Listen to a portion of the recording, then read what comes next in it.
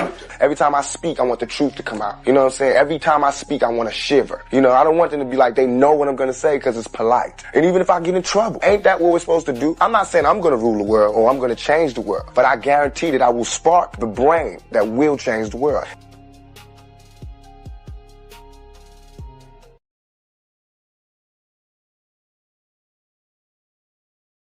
Two teenagers in connection with Erving's drowning and have charged them with tampering with evidence.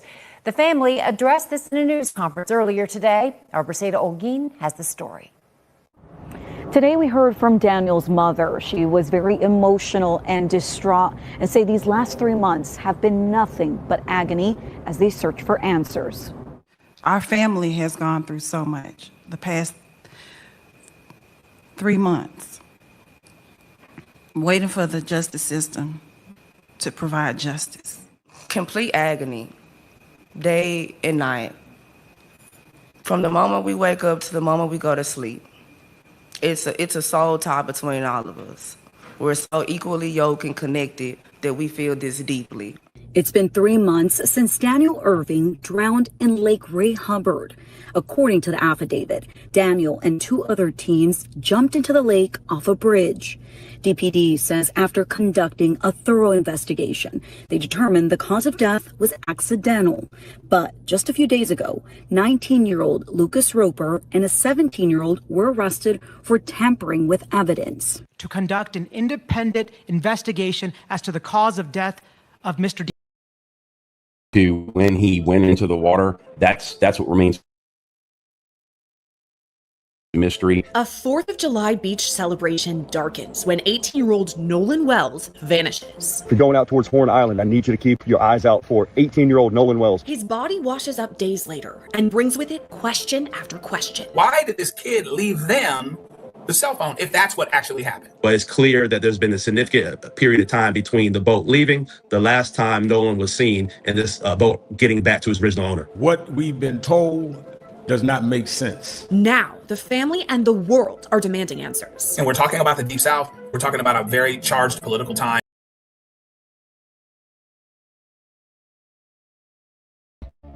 Series by 46.9. All right, how many adults and children on board? No, there's no children. So, is there anybody on board? How many adults, sir? That was the question. Gotta jump in and pull the plug while you're going. Hello, sir. Hello. Yep, I just need you to answer these questions so I can get you over to the captain. Okay, how many adults on board? There's 0 adults on board. There's nobody on board the boat? No. That is not in the GBI's report. For the first time, the family is making their independent autopsy public. In it, Dr. Adele Shaker says the dislocated wrist mentioned in the GBI's report is actually a compound fracture. And the fracture in her spine isn't a fracture to render CPR, not even police who called off EMS. There was no effort whatsoever done to try to save this woman's life. The only one we know who touched Tamla's body was the homeowner's boyfriend. He declared her dead after touching her leg. I have one deputy that's about to pull into your subdivision. Then the destination is on your right. Tamla's family believes race also played a role. The only black woman at the party in a county with few black people. The lead investigator on the case, Michael Christian, is accused of calling Tamla the porch lady and making derogatory racial remarks during the investigation. I mean, that's horrific in the racist, bigoted, sarcastic, funny way of this sick son of On top of that, some of the responding officers knew the people at the party. The man on that 911 call was a former probation officer who, at the time, worked in the county's court system. And another woman worked with an officer's wife. I'm sure you're good because her boss is my wife. So, well, you're more than good. In the recordings, we heard police tell the family that when the investigation is complete, they can access all of the records and the pieces will finally fit.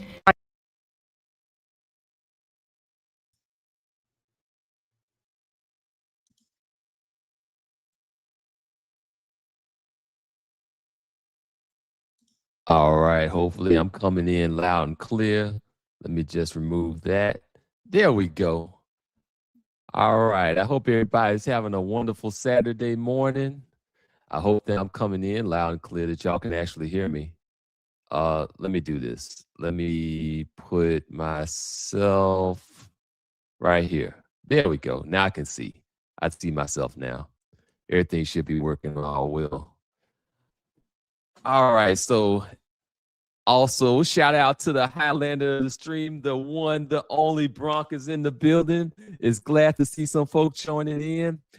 This is gonna be hopefully a good one that I can kind of land my plane on and get people to start thinking about certain things that we might not have thought about before. So first things first, I'm a little bit late to the stream. I know I was looking for a particular clip that I never did find. I spent hours searching for it. I looked online. I looked on through my own stuff. I couldn't quite find it, but that would have been a perfect clip. It would have perfectly distilled everything, tied it up in a bow, but that's okay. We'll go ahead and we'll make this thing work another way because there's grabbing all sorts of information from everywhere. And then there's going and then taking what you do. And then there's taking that one particular perfect thing. The perfect doesn't have to stop us from landing this plane and getting on ground safely. So let's go ahead and let's just kind of get straight to it. Anybody else? Everybody's welcome to chime in. I hopefully won't get too deep into the weeds before we get into an open panel discussion. But I'm going to go ahead and set the stage real quick. Hey, what's up, Naima? It's good to see you here. Shout out to you. So basically, this is going to be pretty much about Black kids in white spaces and really Black people in white spaces. For the most part, and we all know this, parents will do almost anything to give their children a better chance. We'll look for good school districts. We'll go and we'll compare them all. We'll look at, is this an A-ranked school? Is this an A+ school? We'll look at all these different factors trying to figure this out. We'll try to look at the street, seeing, okay, this is a nice, quiet street. We'll try to see, okay, what's the crime statistics here? We have a nice crime level in this area. So we see that, and we'll factor that into play.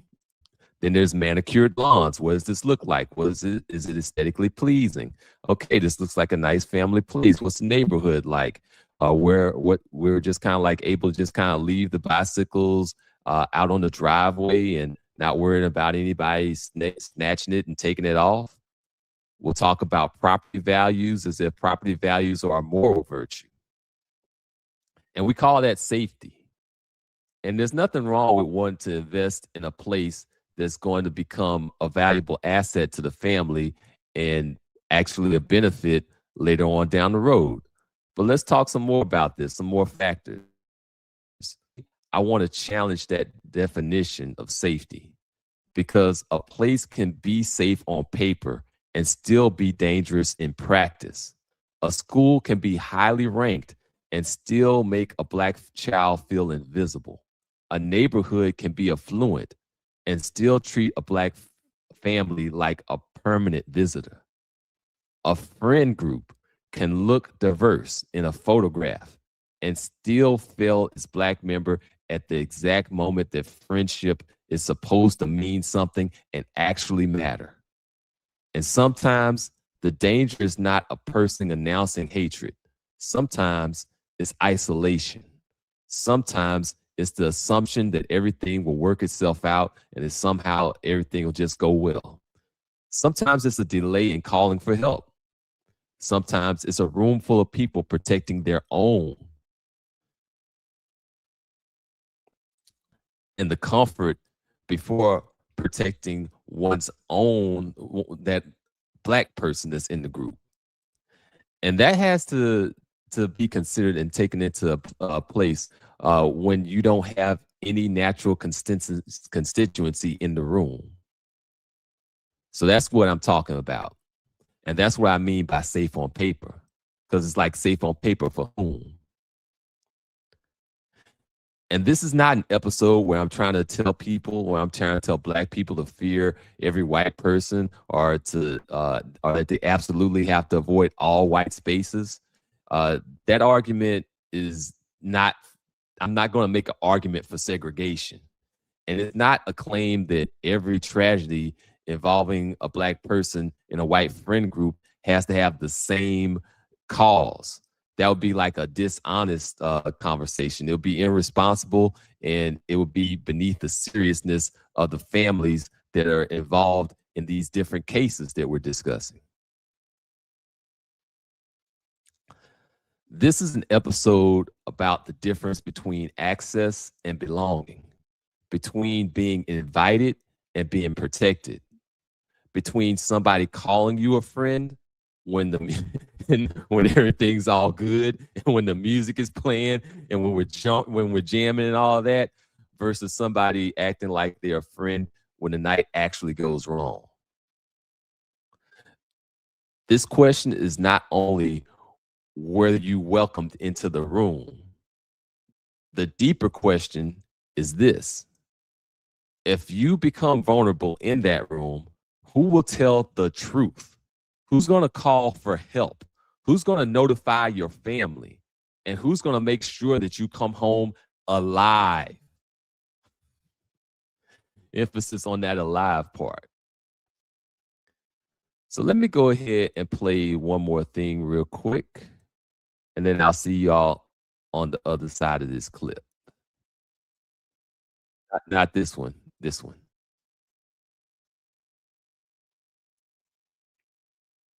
Kids in their class, you are essentially putting your child in a white supremacy conversion camp. I say this as someone who went to predominantly white schools from first grade all the way up to 12th grade. Even if there's populations of Asian kids or Latino kids, when the school is predominantly white, especially the teachers are mostly white, it puts your kid in a position where they are taught that whiteness is something that you aspire to. And the more you assimilate, the more you're rewarded. I saw Sikh kids stop wearing their turbans. I saw, Korean kids throwing their lunches away, shortening their names so that they're more palatable to white people. That does a number on your psyche. I feel like when you come out of those institutions, you either go Huey Newton or you go Clarence Thomas, and there's not a lot of in between. You become accustomed to being rewarded for making white people comfortable. Straightening your hair, not being confrontational about people mispronouncing your name. I literally signed my daughter up for a ballet class, and as soon as we walked in and I saw she was the only Black girl, I pulled her out. I pulled her out immediately, because what I'm not going to do is set my daughter up for a situation where she feels othered, where people are looking at her hair and asking her questions and making her feel like an alien. Just saying, as someone who lived through it and had to recover from it, if you have a Black child, please put them in spaces where there are lots of Black children and teachers. All right, let me look and play one more thing here. I want to get into this Tamla Horsford case. The render CPR, not even police who called off EMS. There was no effort whatsoever done to try to save this woman's life. The only one we know who touched Tamla's body was the homeowner's boyfriend. He declared her dead after touching her leg. I had one deputy that's about to pull into your subdivision. Then the destination is on your right. Tamla's family believes race also played a role. The only Black woman at the party in a county with few Black people. The lead investigator on the case, Michael Christian, is accused of calling Tamla the porch lady and making derogatory racial remarks during the investigation. I mean, that's horrific. In the racist, bigoted, sarcastic, funny way of this sick son of On top of that, some of the responding officers knew the people at the party. The man on that 911 call was a former probation officer who, at the time, worked in the county's court system. And another woman worked with an officer's wife. I'm sure you're good because her boss is my wife. So then you're more than good. In the recordings, we heard police tell the family that when the investigation is complete, they can... Yeah, so that's what I really want to kind of key in on, like this whole idea of the in group and the out group there. Like that was, yeah. Even Gabby Douglas complained about having issues.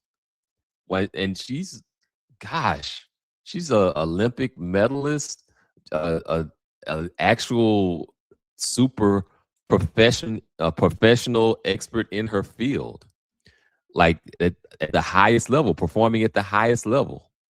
But getting back to this Tamla case, and this one I think is probably the oldest.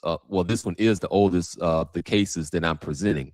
Like this one goes back to like 2018. But what you just heard in just that little clip there is particularly egregious. And this is really, even though I didn't find all the clips that I really wanted to present, this one is an excellent example because this is talking about like a friend group system that was involved in basically a case where somebody ends up no longer alive. Like this lady, so she's like the only black person in the friend group. She ends up dead. They like barely touch her. Nobody's like kind of rendering assistance in a timely manner. And then everybody's like, oh, I know this person, or oh, I know that person. And then they basically kind of played around with this for the most part. Like they didn't really end up kind of taking the investigation like for real, from what we're presented with here, like in those in those recordings. Like it was very much so nonchalant. Like basically they ended up just kind of like ruling this like an accident and whatnot. And some of the facts of the matter don't even like match up for real. Like, let me play that. How the facts of the case don't even like match up. And let me start over from the beginning. Did not find. There is no evidence of any significant injuries to the skull bones. In Dr. Shaker's report, he says the lack of broken bones in Tamla's skull. Let's start from the beginning. We also got access to something that is not in the GBI's report. For the first time, the family is making their independent autopsy public. In it, Dr. Adele Shaker says the dislocated wrist mentioned in the GBI's report is actually a compound fracture. And the fracture in her spine isn't a fracture at all. And to him, what is most important is what the GBI's medical examiner did not find. There is no evidence of any significant injuries to the skull bones. In Dr. Shaker's report, he says the lack of broken bones in Tamla's skull make him skeptical that she died falling from the second story of a building.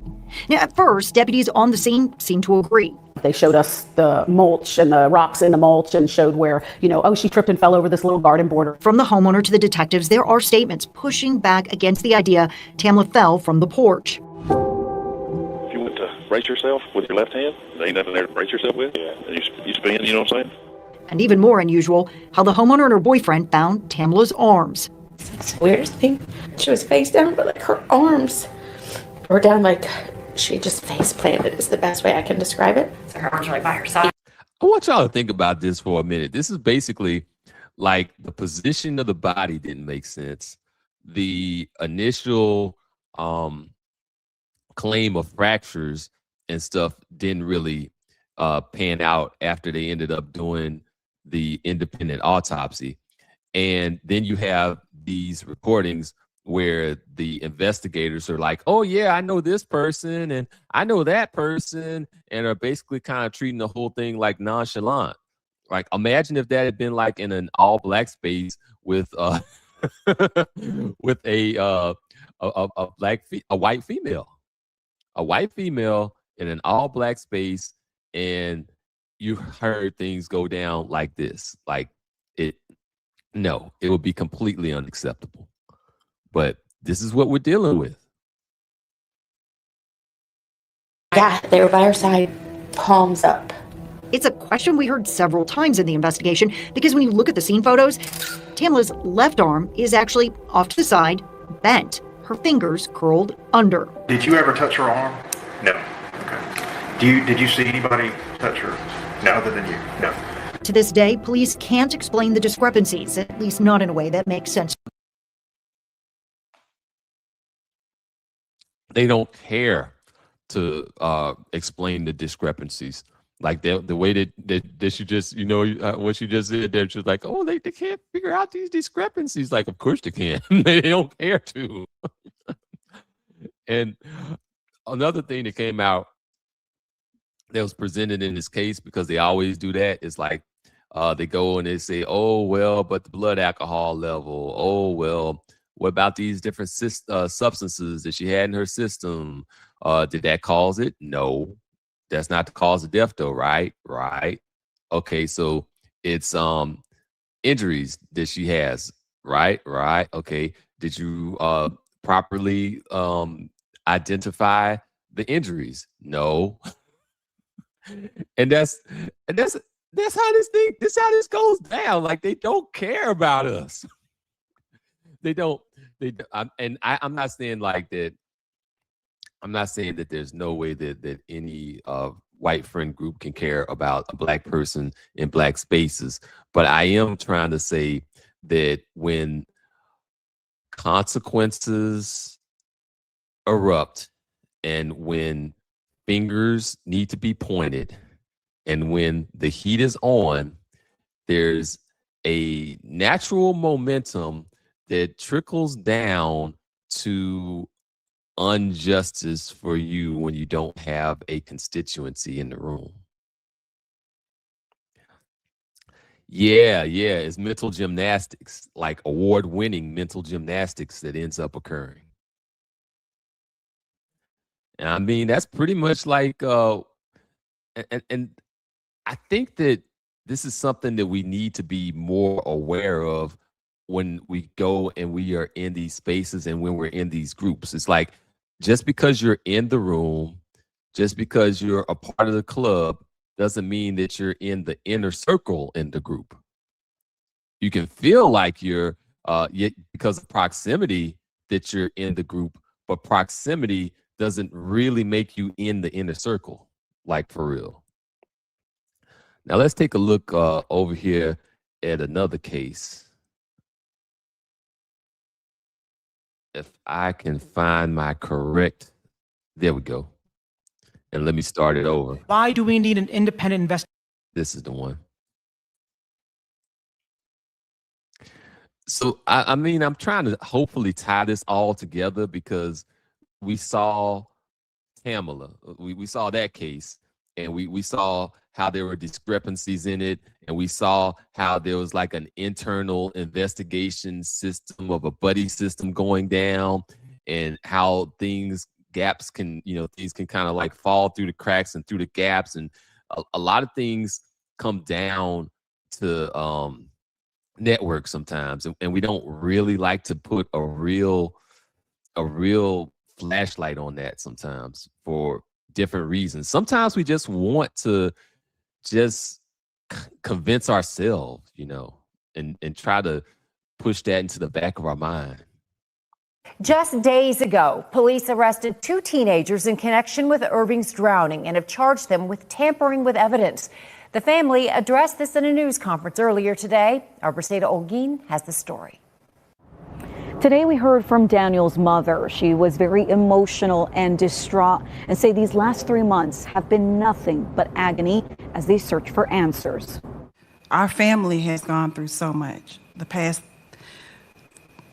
3 months, waiting for the justice system to provide justice. Complete agony, day and night. From the moment we wake up to the moment we go to sleep. It's a soul tie between all of us. We're so equally yoked and connected that we feel this deeply. It's been 3 months since Daniel Erving drowned in Lake Ray Hubbard. According to the affidavit, Daniel and 2 other teens jumped into the lake off a bridge. DPD says after conducting a thorough investigation, they determined the cause of death was accidental. Oh, you brought up a good point there, Naima, because the coroner's office, in most cases, in most places, the coroner is an elected position. So you have politics that comes into play as well. So if you have theoretically, if you have a locally politically connected family and you have a coroner's office that wants to point things in a certain direction, if things could be on the borderline between, hey, was there foul play, was there not foul play, I could imagine a scenario where there might be a tendency to say, nah, no foul play. But just a few days ago, 19-year-old Lucas Roper and a 17-year-old were arrested for tampering with evidence. To conduct an independent investigation as to the cause of death of Mr. Daniel Erving. Now, you may ask, why do we need an independent investigation? That is because this family has lost confidence in the system that is supposed to protect them. This family has a distrust of the Dallas Police Department. Did y'all catch what he said? What was that word he used again? I do believe that word was system, that the family was losing their belief in the system. And I think that that's an important message to make. And it's important for us to kind of wrap our heads around what do we actually have. Like we're sold and commercialized to and propagandized to believe that we have a justice system. But what we actually have is a selective punishment system. And those are not the same thing.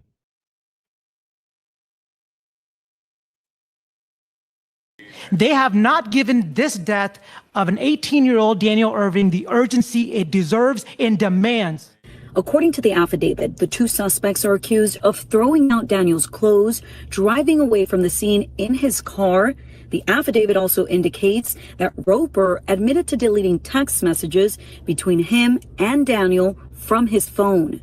A reasonable-minded person would know if you are not guilty of a crime, why would you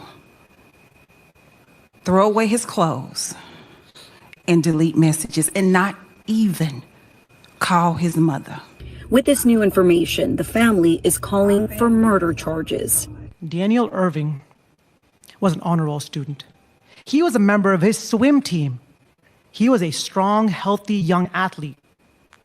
For these two suspects to say he drowned and they left, it doesn't add up. It doesn't add up. Something smells off to us. Did y'all catch that? That was a twofer there. I really should have paused this earlier.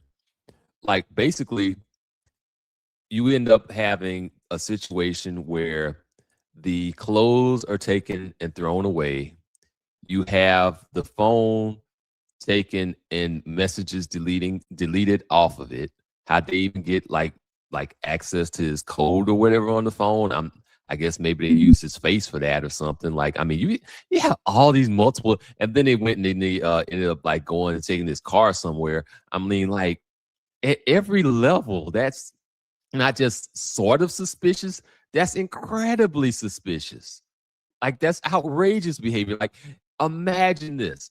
Imagine if instead of us having Daniel Erving as the victim, imagine if he was the person who took the clothes, and if he was the person who took the phone and deleted messages off of it, and imagine if he's the one who went and took the car somewhere. Like, would we be having the same conversation? Would we be having anything close to the same conversation? And then it took months, like several months, for there to be like any charges brought up at all. And then the charges that are brought up are, oh, well, there was some evidence tampering, you can't just tamper with evidence like that. I mean, this is like the lowest level of charge with the most egregious of outcomes. And this is the type of result that we end up getting from this. I didn't even finish. Let me just go ahead and let it rock out and finish off. Reached out to Dallas police and the DA for further comments. They declined due to this being an active investigation. Yeah, they would have thrown the whole book in. It would have been, and I'm not even talking about like a little book, like a little small paperback book. They would have thrown one of those old school Bibles at him. Like, it would have looked nothing like that. And so here's the thing here, like, what we see in that case reminds us a lot of this. One black kid with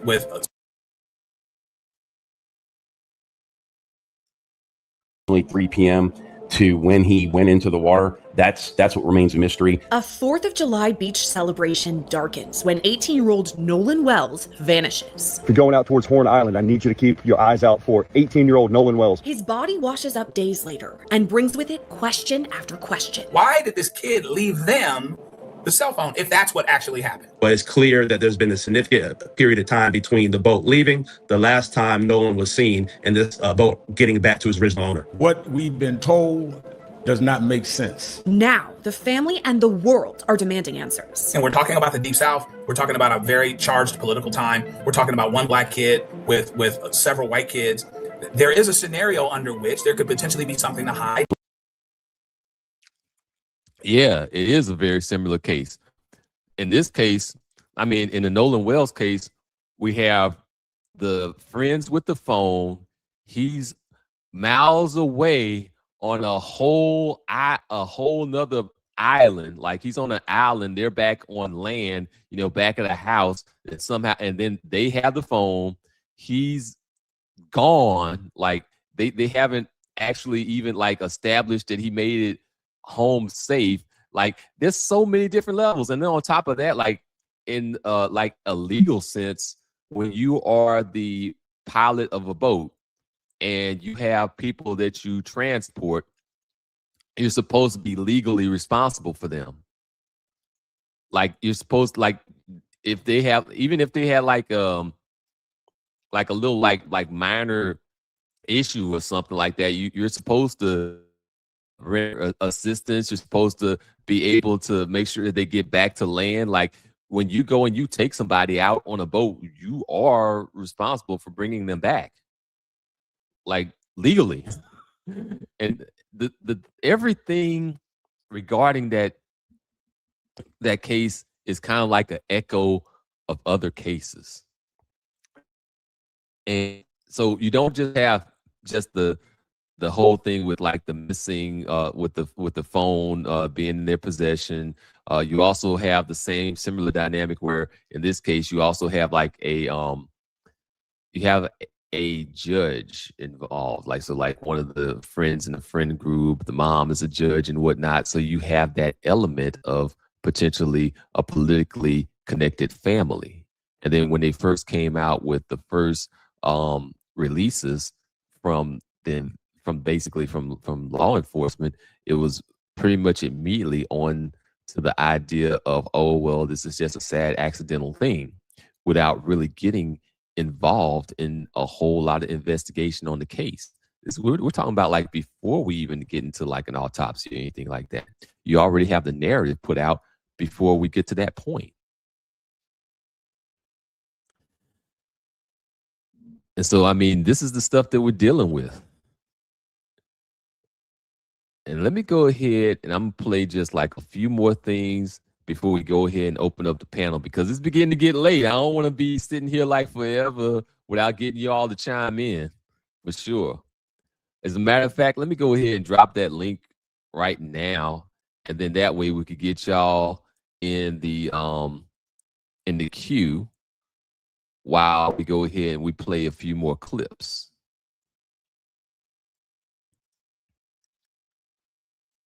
Let's see if that went down. Hopefully that worked. Let me know if that's gone into the chat well. Hopefully it did. But let me go ahead and I'll play this, because so in addition to actually having cases where people end up in these friend groups and don't come home alive, there's also like the psychological damage. There's also the mental ramifications of the places and the spaces that you end up growing up in. So let's see that.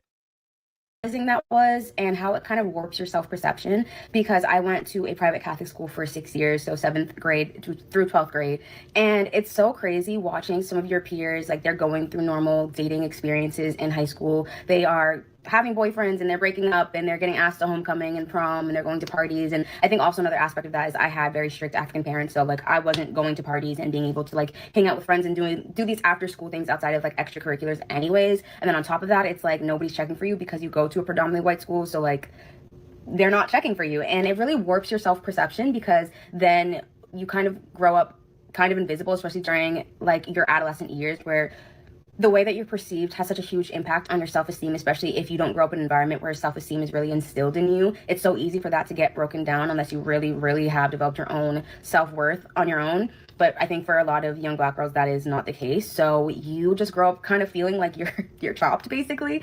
And then you get to college, and I still went to a predominantly white college, and I think that it got better once I got to college. But I feel like it took me a really long time for me to recognize, like, oh, like, I am an attractive person. Like, I didn't understand that or even recognize that until embarrassingly very recently. I don't even want to say how recently, because I really was just like, I don't want to say, I never said that. I never thought that I was chopped. It was never like that, but it was just like, oh, like, I don't know. I just think that I had a different perception of myself because I didn't have as much of, I don't know, the attention that my white counterparts or even just like my non-Black counterparts period had, because the way that people treat you, and I know, like, male validation means absolutely nothing. Like, it is worthless in the grand scheme of things. But when you're a 15-year-old girl and you are just like coming out of puberty and your body's feeling all these things, like, it is natural for both young girls and boys to want to be validated by the gender that they're attracted to. So naturally, it's hard when that is not happening and you see that happening to other people, and it's just your brain has a hard time processing all of that, and then you find all these justifications for that. But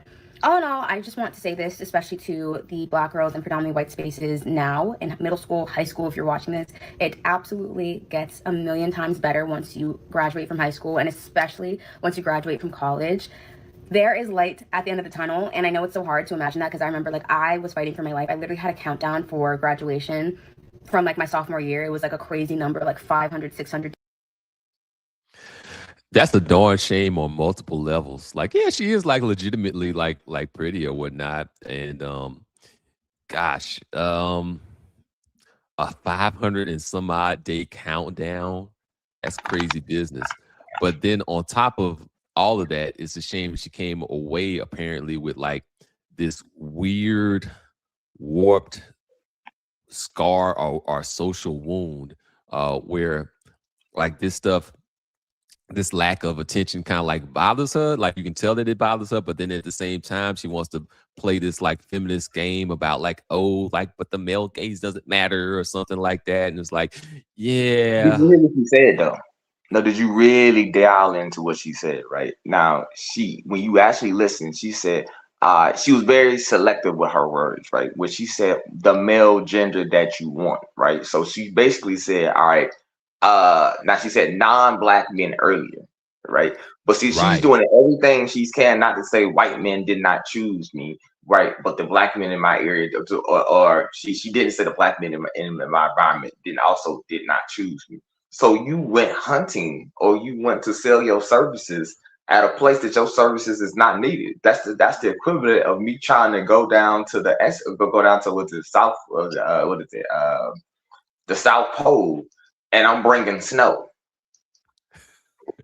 Well, here's the thing about this though. Like, what she's talking about here, like, she's talking about like the space that she grew up in. Like, so she's like growing up around like all white people and whatnot.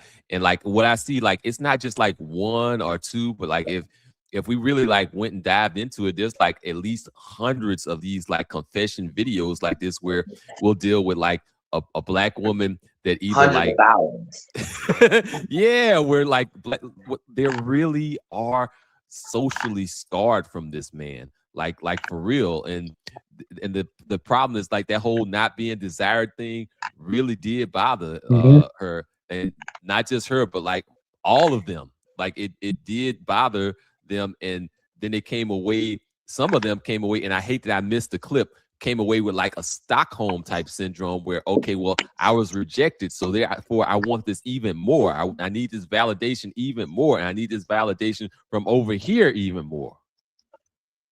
Well, when people like that, that's a person who's already committed themselves to something, right? Like, if you commit yourself to what is it? What is it? Bud Crawford. I don't know if you know him, the boxer, Bud Crawford, right? He committed himself. Terrence Crawford?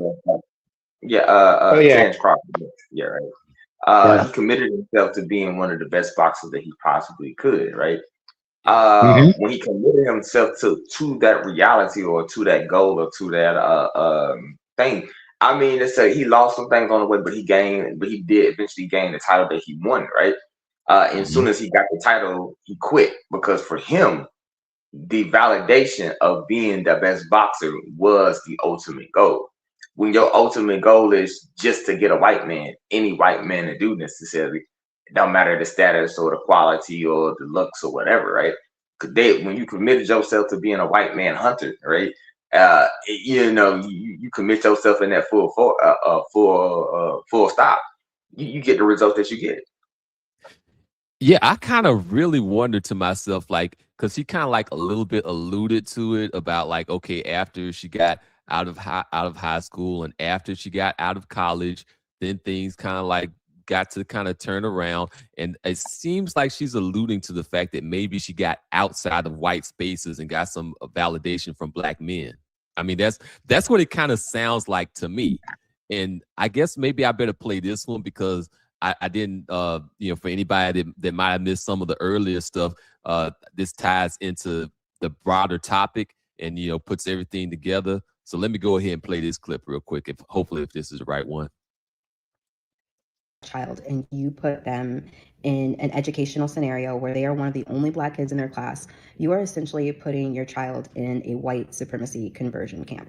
I say this as someone who went to predominantly white schools from first grade all the way up to 12th grade. Even if there's populations of Asian kids or Latino kids, when the school is predominantly white, especially the teachers are mostly white, it puts your kid in a position where they are taught that whiteness is something that you aspire to. And the more you assimilate, the more you're rewarded. I saw Sikh kids stop wearing their turbans. I saw, Korean kids throwing their lunches away, shortening their names so that they're more palatable to white people. That does a number on your psyche. I feel like when you come out of those institutions, you either go Huey Newton or you go Clarence Thomas, and there's not a lot of in between. You become accustomed to being rewarded for making white people comfortable. Straightening your hair, not being confrontational about people mispronouncing your name. I literally signed my daughter up for a ballet class, and as soon as we walked in and I saw she was the only black girl, I pulled her out. I pulled her out immediately, because what I'm not gonna do is set my daughter up for a situation where she feels othered, where people are looking at her hair and asking her questions and making her feel like an alien. Just saying, as someone who lived through it and had to recover from it,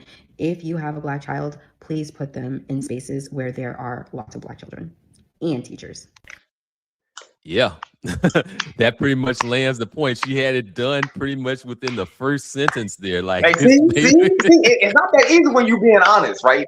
The reality is, because people want to dance around, or a lot of people want to dance around a quote unquote situation, and because they secretly desire still to be in the white space, it's hard for them to admit to that. Then you come with a false reality, right? But when you come with a real reality, it's very it's open and shut case Johnson kind of thing. Like she said, you are putting your child in a white supremacist environment, so your child can be taught white supremacy, and ultimately what comes out on that's literally like if you put metal into a quote unquote fabricator, right? You melt it down, and then all of a sudden you be surprised at what comes at the other end is the whatever shape or Mickey Mouse shape or whatever you did that you shape it into. Don't be surprised. You knew what the machine produces at the end. You know what you put in the beginning. So this is not a grand whoopsie daisy mistake or something. You knew what you were doing. You just said, I don't care. I prefer this, and you made your choice. See, like how I look at this is very simple. People just don't want to acknowledge the reality of it.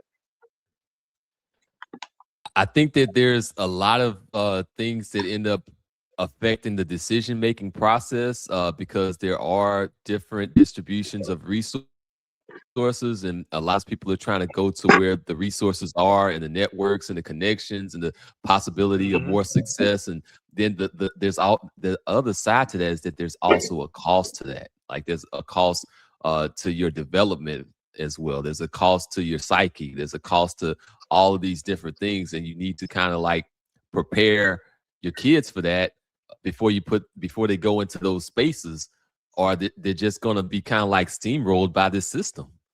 But let me get Naima in there, because I know he probably he hasn't gotten a chance to jump in with your opening statement, and you probably have a lot to say. First of all, good morning, good afternoon, good evening, and good night. Because this show is not international due to the 6-7 hour time difference. This is a very interesting topic, and sorry for having to hijack the title, but I think we should call this the Sam White effect. Speak more. Because remember the character Samantha Sam White from Dear White People. Oh yeah. Although she was biracial, going to a white father who she was very close to and a black mother, and she lived in a predominantly white area, she experienced a lot of the racism because she was a black presenting mulatto. Biracial person. She understood, and you could say it was akin to the experiences of Halle Berry. Although in Halle's case, born to a black father and a white mother. And she admits that she gained more acceptance in black spaces than she did in white spaces. And like this woman said earlier, because what she's talking, and what this woman is talking about exactly what Malcolm X said about why are you sending your children to predominantly white schools for education? They just get indoctrinated. And this is what you get. She did not want that to happen to her daughter because, like she said, only two results come out of such a situation. Either you're going to come out like Huey P. Newton or going to come out like Clarence Thomas. Either you're going to be awoken by this. No, I didn't say woke. You're going to be awakened by the realities of things, come to terms with it, and then be a better person, or you're going to be further into the delusion, depending on that person's constitution, that person's mental state. Because remember, we're dealing with children. Children are still developing physiologically, psychologically, emotionally. That's absolutely and with correct. Yeah. I don't have a problem with the term woke, by the way, because woke is actually our term. They just kind of like went and culturally appropriated it and remixed it and turned it into something else. They didn't appropriate anything. They co-opted it. They turned it something else.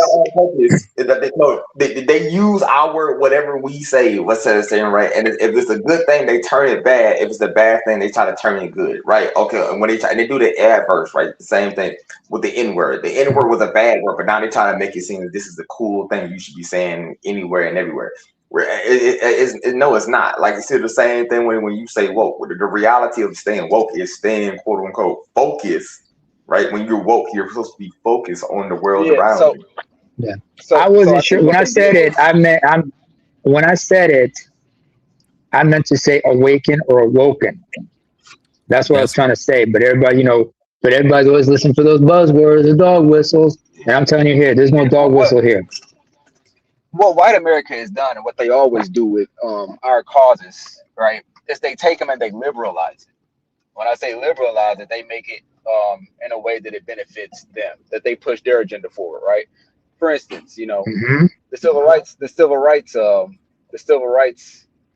era and the civil rights movement, that is morphed when they got their hands on it into a movement to push forward LGBTQ agendas. All right, so they take things that we do in the Black community and they re-engineer it in such a way that it begins to start to benefit them while destroying our communities in the process. And white liberals are the ones who are like the culprits of this, right? That's why they are like essentially the wolves in sheep's clothing. Their racism isn't just out there; it's subtle, but it's always their best interest in mind, not ours. Even if they try to make us feel like, hey, we're here for you. Yeah, very covert. And this is why H. Brown warned Black folks, and you're going to work collectively, you have to be wary of anything you do because it can be co-opted by white people. That's why he even went as far as saying white people will co-opt dog crap if it's to their benefit. Yeah, Malcolm X even spoke out on this a lot. I mean, if you just listen to a lot of Malcolm X speeches from back in the day, he broke it down. There was one speech that he had when he broke down the difference between the white conservative and the white liberal, and he went into detail about how Black people are just finding themselves in the middle of this political football game, right? Mm-hmm. He analyzed this way back in the 60s. He was spot on, and we're seeing that manifest in multiple different ways today. I think that you all are actually onto something that you might not have actually realized. like Black people are not really allowed to have anything for themselves, like not terms like woke, not anything like anything that's for us is for everybody. Like the Yes, man. the civil rights and all of that came out of it is like, oh, this is for everyone. This is for the rainbow. This is this is everybody's stuff. Like, but then at the same time, we're also the group that has been basically, if not the most disenfranchised, one of the most disenfranchised. The only other ones that I could think that even come close are like Native Americans, because they are barely having an existence. Some of them are in real dire straits, and you know their genetics is getting diluted. Their genetics is becoming diluted because of the mixing with white folks and everything. Oh, by the way, you got to get this down by some way, somehow, man. But you got to use the former vice president, you know, when she was on the campaign trail, when she was asked about reparations, said, I'm not just going to do something that benefits only Black people. No. You know, I did play that like last time around. That was last week. Oh, did you? Oh, wait. Yeah. Where was that when that happened? That was during the panel where I was talking about the about us not being just kind of voting blue no matter who type deal. You know, remember? Yeah. That's not surprising. Right. I mean, that's not even surprising though when you look at Kamala Harris. And I mean, she's married to a white man. She doesn't have Black children. The children that she has is through her marriage. No. Yeah, she doesn't have any children. Yeah, the children that she has are through her marriage. Those she has stepkids, yes. But her sister has a child though. See, she doesn't know. She doesn't. Right. That's true. Like, yeah. I was saying when we're talking about this woman, when you're talking about what's the woman name again? Not Maxine. Kamala Harris. You're talking about a woman who was a political prostitute, physically and actuality. Yeah. That's what she was. I mean, like, see, the thing is, I don't try to mix these words because I don't like the mixing of the words. The mixing of the words is what women do. No offense. I'm not trying to be offensive. That's what women do to hide their real motive of what they're actually trying to accomplish, right? This is why I talk very directly, even though I may rub somebody the wrong way. I'm not trying to rub you the wrong way. What I'm trying to do is focus the mind onto what exactly the pinpoint issue is. She was a political prostitute, figuratively and literally, for anybody and everybody that would pay her. Yeah, I get where you're going with that. You talk about like getting down with Willie Brown, but low down Willie Brown. She was low down with Willie Brown. Oh, Willie Brown. And you know what? Before that, I'm just gonna do the research. Before that, actually, Montel Williams actually introduced her into his network, and I'm pretty sure it was up from there for her because he actually messed around with her a bit. And she was at one point in time brought her to a red carpet event and introduced her, to the world. And I'm pretty sure she had rendezvous with Montel Williams to network herself into those political spaces. I know women who do it. That's where this. I know women. I know personally women who actually operate like that and have found a level of success just by using a coochie to work their way in a certain space. I've seen it. This is like where that whole network thing kind of becomes a thing that we have to actually like look at in a real serious way. I mean, granted, like the ladies have some abilities that we don't have as men, but like that whole network thing can actually change radically the trajectory of your life. Like it's not just purely meritocracy, even though we want to preach meritocracy. It's meritocracy plus luck plus network. And then if you really take a real close look at it, a lot of that luck is really just network. That's because I think we don't look at the human condition like you said, look at it as a system, right? I think you said on your last video, you need to look at system recognition, right? I look at everything through the eyes of system. I can understand the merit part of everything, but even the merit part of a system is still a system. Like you do need a cog in the wheel that has enough strength to turn the other wheel. That's the merit. But you do need the other pieces or the other cogs in the machine for the machine to ultimately work. And I, Yeah, and I think that's the piece that we like collectively don't understand and individually we take umbrage with. For me, I just look at it as simply as that. A cog must be able to understand, or not understand, but take this how many PCI of PCS of what is it of pressure. If it can't, it eventually break, right? And that may affect the machine, but on merit basis, it has to be able to at least handle 30 pounds or 20 whatever newtons or whatever measurement tool we want to use. So you got to look at it that way. Yeah, checking the tensile strength of that thing. I was thinking about this, and I guess kind of like just put like a little exclamation point on that last statement that we were talking about earlier. There, I am under no illusions that Kamala is or was the hardest working person in the legal system. Like I can't believe that, because I can't look at what we saw in the last election and then say that she was necessarily all that hard working to be the best cream of the crop, and that network had nothing to do with it. Like we can't say that. Like I can't say that. But and the reason why is because like even when you're even there, though they bundled it, like the party bundled it on different levels and did this whole last minute, Hail Mary to try to toss her in after tossing Biden out. They you're still obligated to have a ready to go plan when you're the backup quarterback. I mean, when you're the backup you should have a plan ready to go. It's not like, oh, well, look, we came in last minute, so I had to go and I had to put together my platform at the last minute. That should have existed. Like everything should have existed. Everything should have been ready to go. Because like he could have gotten struck by lightning, the day before, anything like that should have happened, could have happened. Nemo, you finished? Were you trying to say something? I was about to say something, but I don't want to interrupt Nemo if he was about to say something though. But how I look at it is like this. People say the fight isn't over until the fight is actually over. Right? Mm-hmm. The fight, when you're in the political spirit, the fight isn't over until the person wins the midterms, gets put in position and finishes the term.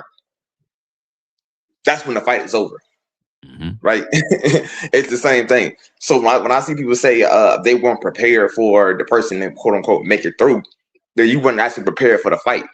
You were prepared for the ambiance of it, but you wasn't prepared for the fight. Yeah, I get exactly what you're saying there. Like you were prepared for the glitz and the glamour and the shine, but you weren't prepared for the work.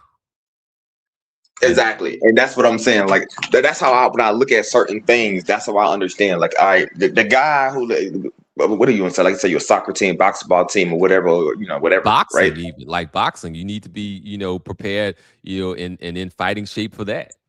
Yes, you're in fighting shape to ready to go there, so that at a moment's notice, if a person pulls out, somebody breaks an ankle, God forbid somebody dies, or Lord happen, you see, depending on your position, Lord will it, somebody dies, you can take that position, right? So when I see these people not actually accurately prepared, that means you didn't actively prepare for the situation, right? Or you just thought it was lackadaisical. Yeah. And as we're speaking right now, I'm actually looking up like what exactly did Kamala Harris accomplish while she was sitting as VP. She put a whole bunch of black women in jail, and some black men, and she did what the system required of her, and she fucked a whole bunch of people. Oh, as DA for VP, not district attorney. Okay, well I'm gonna tell you again.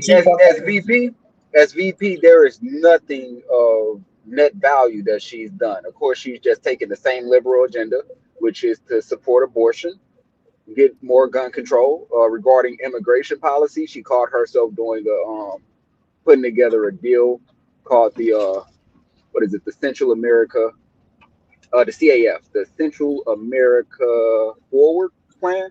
That's essentially a private and public partnership to try to create more jobs so that they can decrease immigration. I guess that was her plan behind that. trying to push forward, voting rights laws, and that had a lot to do, I'm sure, with the entire voter ID laws and shit that the Republicans were pushing. Like, because we're, us black people, we don't have IDs. It's so hard for us as black people to get IDs now. Yeah. Whoa. What do you mean, bro? Everybody in the United States that has I'm being ID. sarcastic. I'm being sarcastic, bro. Yeah, he's joking. But they push that stuff forward as though black people don't have IDs. We don't know where to locate our local DMVs. We don't know how to go and get a state ID to be able to vote. That's the whole premise behind it, or the whole, nonsense that they try to use to say that we need to reform voting laws. Well, the thing with that is actually that it's something that isn't really about us, but then they're putting our face on top of it, like the same way that they put our face on top of DEI. Like they made us the face of that, but then they were giving all of these things to white women and white men as well. Like they were more of the beneficiary of those programs than we were. Like, the alphabet got in there, the rainbow got it. Like we got less, like demonstrably less. But then we were the face of it, though. So this is not really about us, but they make it about us, even though we're not. Right. Another thing, broadband expansion, because apparently we can't afford our monthly internet connection as black people. So it's like a bunch of the stuff that she tried to push forward while she was sitting as VP, it just wasn't beneficial. There was no net positive effect of any of that legislation or advocacy. So. Yeah, let me go ahead and play this real quick so that I get back onto the topic. But like the whole point, like, because my whole point of this, of getting into the sidebar, was that we put our kids in these spaces because we want to give them some advantages. And one of those advantages is network. So there'll be like these schools, there'll be these neighborhoods, there'll be these different places where we're trying to put them in proximity to resources. But then there's the downside of that. There's the double-edged sword. There's the other side to that often gets overlooked. So I'll play I disagree with you. You know what? I disagree with you, man. I disagree. You don't think there's resources I actually look at this. No, I actually believe people put their children in there to advance themselves in whiteness, or to extinguish themselves in whiteness, right? That is what I truly believe. Because anybody who understands power on any basic level, right, understands you must build your own seat of power. Lions do not go to the tigers and say, "Hey, can you teach my cub how to hunt?" No, they teach their own kids how to hunt. Wolves do not give their kids to goddamn baby to whales and have their child be was a wolf taught by whales how to hunt in the ocean. That is backwards behavior, right? You find any civilization, any group, any person, anything, or any animal has basic instinct to understand, I must teach my offspring the basic skills of survival that they will need to thrive.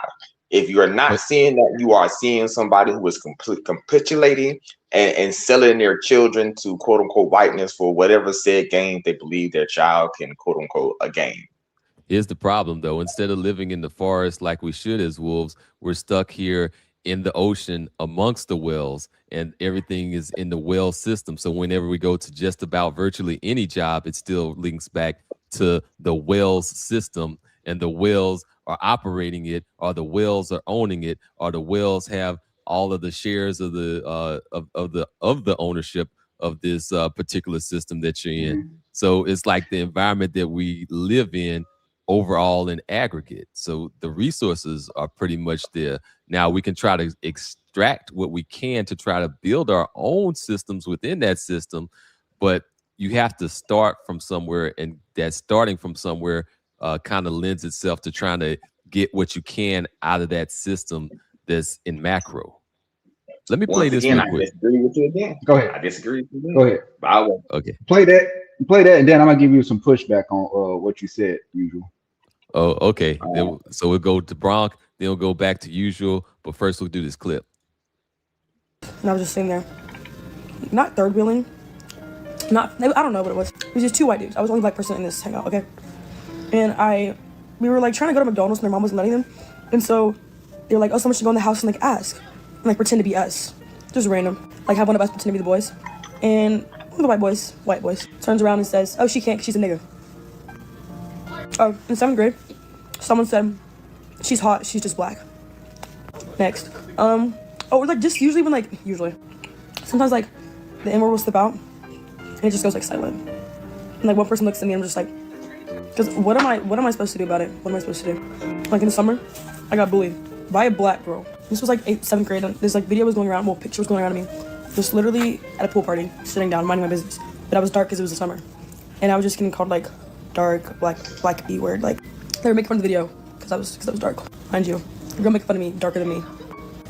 Being at work and I'm taking someone's order and they're like, oh, you speak so proper, like, oh, like your parents raised you right. All because I told him to have a good day. My ex-boyfriend, we had a football game and we were sitting in the bleachers and all his friends were sitting there and just pulling up pictures of black cartoon characters that looked like me and just showing them to me and looking and like laughing. I started crying. That was freshman year, by the way. What did the boyfriend do? Nothing. That's all for today, guys. Yeah, let me explain real quick what we just saw there. So she was again talking about like growing up in white spaces. But so you have like multiple things going on at the same time there. You have like the access without belonging that I talked about earlier, where yeah, you're over there, you're around them, but you ain't really of them for real. Then there's like that burden to like being easy to accept. So because of that easy to acceptance things, you know, a lot of things that really should get checked end up getting to fly under the radar or whatever, or they get to kind of like get away with it. And then you have like that whole idea of like, okay, well, credibility, like that credibility gap, since she didn't say anything, like, because she was supposed to say something. So it's like, oh, are you really like black for real? And so it's like multiple different things, like all happening at the same time. The boyfriend wasn't protecting her. Like everything is all like everything is there encapsulated in one concise statement, in my opinion there. Maybe not everything, but definitely some of it. But let me go ahead and turn it over to Bronx. Yeah. So my pushback is this. You know, I'm somebody who made that move from the hood out here with the white folks, right? Okay. Now, in the midst of that, I knew what I'd be coming up against, you know. But the sole purpose behind me moving from where I live to where I am now is to get my kids in a better school district. The school district where where I grew up in, terrible. And the reason why is because how they structure the funding of the school systems. They tie it to the property taxes. The property taxes are going to go to the local municipalities. Some of that money is going to be used for schools, right? Out in the county, deeper counties where the white people live, they have higher property values. Therefore, they're getting more funding to their schools. Therefore, they have more updated equipment, and they're able to pay more qualified teachers. Another issue that I ran into in the hood is white supremacy still exists within black spaces. And when I say that, I mean the majority of black folks in our hoods, typically where we're coming from, they are subscribing to the same white supremacy. Yeah. So you have to essentially make the best decisions for your family first, right? Because it's not like staying in the hood would have been like a real move to solidify my pro-blackness or whatnot. Because even within black neighborhoods, the number of black men that are actually taking the serious steps they need to take to make sure that they have good outcomes for their family are very few and far in between. Let's just be real. I'm from the hood. Mm-hmm. Negroes don't have conversations like we have today. Okay. Do I want those conversations to be had? Absolutely. Have I went out there and tried to have those conversations with people I was around when I was in the hood? Absolutely. But that's not the mindset of most people in the hood. Yeah. I'll wrap up though. That's what I'm saying today. All right. Now this is the counter argument to what y'all was saying. All right. black people had, was it 500 something plus towns, 600 something plus towns. We all know what happened to them. They blew them up, right? Yeah. So that definitely tells you that was the correct actual direction, right? You don't stop your enemy when your enemy is making a mistake, but you damn sure stop your enemy when your enemy is actually going in the right direction, right? So carting yourself off from said individuals is the correct, first off, is the correct thing, right? The second thing is all individuals and all groups have hierarchy and classes, right? So what you do have, you don't have quote unquote. Now I understand why it exists necessarily currently, but the reality is hierarchies and classes do exist for a reason, right? You're not supposed to be chilling with the poorest. You're not supposed to be chilling with the less than, or I don't call them less fortunate, whatever you want to call them, the ghettos, right? You're not supposed to actively be having conversation with them. They're supposed to be in your factory for doing the job. Now that may sound kind of effed up to quote unquote say, but that is the reality, right? See what I'm saying? The lower classes have their purpose in life, but their place is not to be making executive decisions. Their decisions is to do the day-to-day mundane things to keep society running. That is the ultimate reality. That's some black pill shit for you, right? So I mean, I'm gonna Oh. get in real quick too, and then Go I'll ahead. hand it back over to you, Bronk. So, like, as another resident of the hood, because I'm another one, and it really made no sense why we were actually there, aside from the fact that like we just had this kind of like concept of like we don't run away. So it's like, no, I see what's going on. I see the changes. I see the this. I see the that. Like, yeah, we ain't going nowhere. We ain't running away. So that being said, because like, yeah, it was like both. It was like both graduate degree level folk in my family. So yeah, and we were like still like, nah, we are down for the cause. But anyway, all of that being said, oh, you ain't the only one. You ain't the only one. All of that being said, there's definitely a class compression that occurs amongst Black Americans, and there's this concept of what Black people are supposed to be that is not the best for us as a group. Like all of the negative stuff ends up becoming like propagated as like authenticity. It ends up becoming like, okay, well, you're real if you're this, you're real if you're that. And then we had basically an attack on the Black boule. Like anything that was like kind of like upper class Black or a long tradition of a positive lineage was treated with like suspicion. Like, okay, well then you're actually just kind of like working with white interests because you're able to actually thrive. And I mean, so there was like some there to it, but then it ended up just kind of smearing the whole thing, so that now everything is just kind of like basically celebrating negative shit. Like it really is just celebrating negative shit. And so what you have on the hood side of things is looking glass self and being negative. When you say hood, when you say hood, just say lower class. You got to put it in the proper. You got to put it in this. You got to put it in this proper box. Let's say lower class moral culture, then lower class moral culture, which is still a big part of the broader culture because that's what's propagated. That's what's celebrated. Lower class moral culture. Yeah, I'll put. That's what I'm saying. Yeah, and that's what ultimately led to my decision to say, okay, well, my kids can't wait for this stuff to change, and not enough people on board.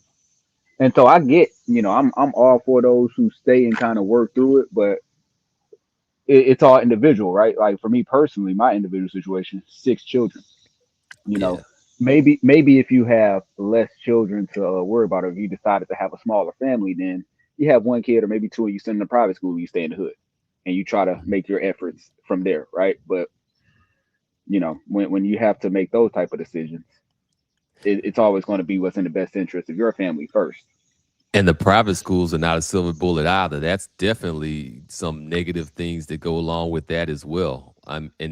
So kind of like explaining to an extent, like on the, because this lady here that's on the screen, she was explaining the situation where like a black girl was teasing her for her blackness, like literally for her black skin, for her being dark and being, you know, in the sun for a while. But so you'll have the black people that end up craving white acceptance, that end up doing these anti-black things in white spaces, but then on the predominantly black spaces that take the low class culture, they're going to end up becoming or propagating all of the negative, most vile aspects of black culture, and then perpetuating that. So it's like you'll have these people cosplaying on this end, you'll have people cosplaying on that end, and everybody's trying to fit in, and then fitting in is all negative on whichever side. I'm glad you alluded to that girl saying that it was a black person that was, you know, kind of poking fun of her complexion or whatnot. I've had the same thing happen with my children out here in the white spaces. Because there's a difference. I've had to have several conversations with my children about their school experiences. One particular experience, it was a black kid who told my son that he looks like a monkey. All right. So this black kid, I'm going to safely assume that this is one of the ones who were raised out here and is having its own, you know, insecurities about who he is. On the opposite side of that, however, the kids who are a part of the desegregation program, because that still exists, that are being bussed out from the city to these county schools, conversations I've had with my children, they're getting that they're not black enough from those kids. No. See, the problem is, the thing is, like I keep saying, what is being black is being determined by the people who should not have the right to speak. That's like your 5-year-old. No, hold on, give me a second. Come on, give me a second, bro. Give me a second to finish, right? That's the equivalent, the mental and physical equivalent of having your 5-year-old come out and say, I should be running the house. You would tell that little motherfucker, go back in the goddamn house, go back in your room that I provide for you, shut the goddamn door, eat them fruit snacks I put in there. Is it not? Yeah, I mean, that's what I tell my children, like, don't listen to that foolishness, because, you know, I tell them, I speak to them about what their identity is. But I'm sharing that to show you the dynamic that you're faced with, right? Yeah. Even with people who look like you, same skin color as you hearing two different things from your own people. You got the one who is essentially identifying himself with whiteness, right? Because he's been living out here with white folks so long. Then you got the kids who been, you know, grew up in the hood, who telling you, the kids, you ain't black enough. So that perpetuates. Okay, I see. This is why I like to classify things in a box. Well, let me interject something here, because there's let me interject something real quick, because there's a regional difference as well. Like, because like if you go out to Atlanta, there are actual neighborhoods. Maybe not necessarily. I'm not like an Atlanta expert or anything, but like there are like black communities with affluent people in it. But I've been in one. I went to one. But you might not necessarily have that everywhere else. You don't know, at least not at scale anyway, in any meaningful way. But the thing is that with what you are saying to that, right, is one thing. The people that quote unquote, like I like, for the one thing is, for me being from the South, the one thing I did understand holistically was power has to be built by you. Any power that's given to you by another man is not your power. That's a borrowed crutch. And at any given time, just like what it was, I don't know, any cartoon or any anime, when the person who gives you that power says, I want that power back from you, they will take it from you, necessarily willingly or forcefully, and then you'll be powerless again. Which is why necessarily that understanding for me was one of my first pillars of me understanding that. Now I can understand more people who don't, like let's say you live in the Midwest, that maybe not a concept that you can, you know, can fully express that in that environment. But for me, growing up in the South and also growing up in a decent, quote unquote, a black neighborhood, I understood as a child that, hey, if you don't have your own powers, if you don't build it yourself and you rely upon another individual to build it for you, they will do what they say. It's just like rap music, right? Rap music go went all around the entire planet necessarily, right? But it still connects to us. Let me explain it this way. Like the way that I see it is that I see this kind of like the same way that I would see a nuclear power plant. Like you can have all of the structures in place, you could have all of the knowledge base, you can have all of the equipment and everything ready to go, but at the end of the day, you still need the fuel.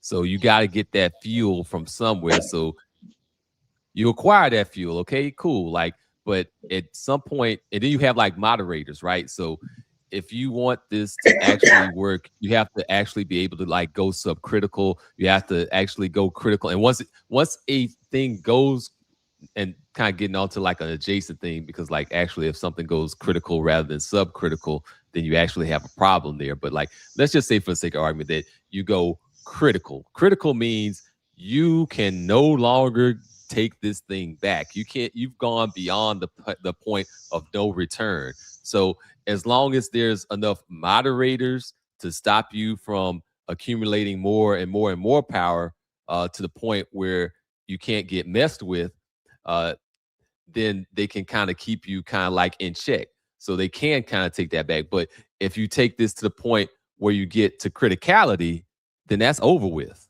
Like it's one of those things where it's like, it depends. And then there's a broader world too, and we're in like a global economy. So if we can kind of work our way into that being the factor, then we can maybe get into something that works a little bit better. But Bronk, you finna say something? Yeah, you alluded to something earlier in response to what Usual was proposing, and you were basically saying like we're here in that system, and so we essentially are all faced with the the same set of circumstances, to where we have to first and foremost survive for ourselves, because if we don't survive for ourselves, right, we ain't gonna be able to help any cause, right? So true. So we're faced. So we face with that. We kind of, if I can explain it like this, we are in this square, and this square is the boundaries and the limitations which we have to operate by. Yeah. We didn't draw this square, nor do we draw the boundaries, the limitations, for the most part, of which we are allowed to operate by, right? And so the world isn't going to change overnight. There's going to actually have to be collective, organized efforts to get the changes brought about that need to be brought about, right? And that's going to take time. Here's the thing about time. We don't have an unlimited amount of time. Absolutely true. So we don't have all day, you know what I'm saying, to like wait around and hope that things change within our lifetime. Like, we're blessed to see 70 years, if that. So the decisions that we have to make first have to be individually for our own survival. There is a subset of Black Americans like myself, FBA Americans like myself, who, because of the family that I've created and what my goals were as far as my family plans and all of that, I took my family out of the hood so that I could give them at least access to a better educational system, a better educational system than what I had, because I can't afford to send them all to private school, right? So those are my particular sort of circumstances within this box. All right. Now, I'm someone who still understands I'm in this box. I need to work with other people outside of myself to try to make it to where I don't have to live within this set of rules and boundaries. But that takes work, and that takes more than an individual effort. Right. So someone like myself, if there was a Black community already established with like-minded Black men who understand at least what I understand up to this stage in my life, that's the community that I would have moved to first. But where is that community now? Where is that community now? It has to be built. Can I do something? Yeah, go ahead. All right. See, the thing is, right? I do not look at what my enemy gives me. I look at what my enemy denies me, right? And see, like, right? What did they try to deny you? They tried to deny you having quote unquote communities. Why? Because community is where power is aggregated at, right? When you have aggregation of power, then you have the ability to quote unquote and exert that power on things and certain people, right? That's the ultimate reality. What do they do not want you to do in America? They do not want you to leave America and find allies in other places, right? You notice when, quote unquote, during World War II, World War I, right?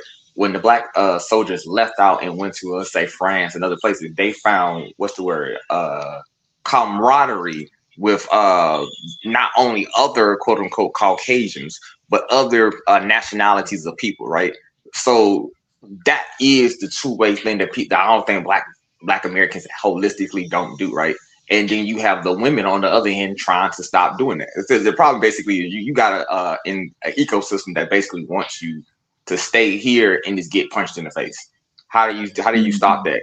It's literally how you box. It's literally how you do this. I duck and weave. I move and I wait for my my opportunity to strike when my opponent makes his move. Strategy is good, but strategy is good, but like at some point, like you do have to deal with the reality of where you at and where you are and what you have in front of you. So then you're going to have to make some certain triage decisions. The best that I can think of is triage decisions, bro. See, I be saying it. Triage decisions. I keep repeating that word, man. Triage. Because at the end of the day, you can't save everything. I keep saying this. You can't save everything and you can't save everybody. Sacrifices will be made. The question is, what is a livable, repeat this, what is the livable sacrifice that you can actually do and be comfortable with? And that's where necessarily we keep running into the wall, because what that means, you're going to have to let Keisha go. You're going to have to let some of the quote unquote the elements of the community go. And that's when everybody starts saying, well, I don't know about that. Now that being said, the reality that you're going to be presented with will be different from Atlanta. Like that is a unique place with a unique position in the South and in America for the most part. And St. Louis is different from that. Go ahead. Very, very different. And let me play this other part too real quick so we can get this clip in here. Listen to this. So when I was in middle school, my parents told me that a white man will never commit to me. I grew up in the suburbs of Dallas, Texas. So I grew up predominantly around white people, and I was dating white guys in middle school at the time. And since then, I've primarily only dated white men. My serious relationship was with a white man, and the guys that seem to pursue me the most tend to be white men as well. But I think the older I get, I think I realize that my parents may be right, because when I think about it, I always tend to feel like I'm the exception to the rule that the white guy is making to be with a black woman. And for whatever reason, whether it's the way that I talk or the way that I act, they don't see me as other black girls, and that's why they date me. And so the more I mature, I feel like my husband probably is black, but at the same time, I do think subconsciously I feel the need to prove my parents wrong. And I think on an unconscious level, I am seeking the validation of white men. I think the and that's the She admitted it. What do you say behind it? What do you say behind it? What do you say let that individual burn. She said it. She admitted it. She's not listening to her parents. What her parents directly told her that she wasn't listening to is that you will not get a white husband. White men will not marry you. Like that the fact, you know, the fact, listen, the fact that they had to tell her that means that she had an interest in white men. Okay, so that conversation happened as a direct result of them or them noticing that she's pursuing white men. Now, No, bro, but did you catch what she said, right? Like, did you catch what she said earlier? She said, I mainly pursue white men, right? I mainly pursue them. Then she said, I mainly attract white men. But no. These two things cannot be right at the same time, right? So you're mainly, quote unquote, pursuing one thing, right? That's like me going into the ocean and trying to catch tuna and me being like, damn, bro, I'm only catching tuna. Mm-hmm. Yeah. And then to add to that, she says that as she matures, she starts to understand that her husband is probably going to be black. Nope. Your parents are telling you that directly. Okay, but here's the thing. She's dated several white men up to this point. I'm going to safely assume that there was some sexual activity going on. Yeah, I think that'd be safe to say. That there was some sexual activity going on Of with her course. boyfriends and whatnot. I'm gonna say that's safe to assume. So now you done got ran through by Chad, who don't want you, ain't gonna marry you. You were just a fetish to Chad, and now all of a sudden, women like this look for black men to what? Settle with, not black men to, take seriously, respect, submit to, obey, build with. Not for that. To settle with. I'm gonna ask you what's my main word that I keep repeating over and over and over that y'all seen y'all everybody just hate the word that I say. Do you know it? Do you know it, Bronx? I mean, you get on triage lately.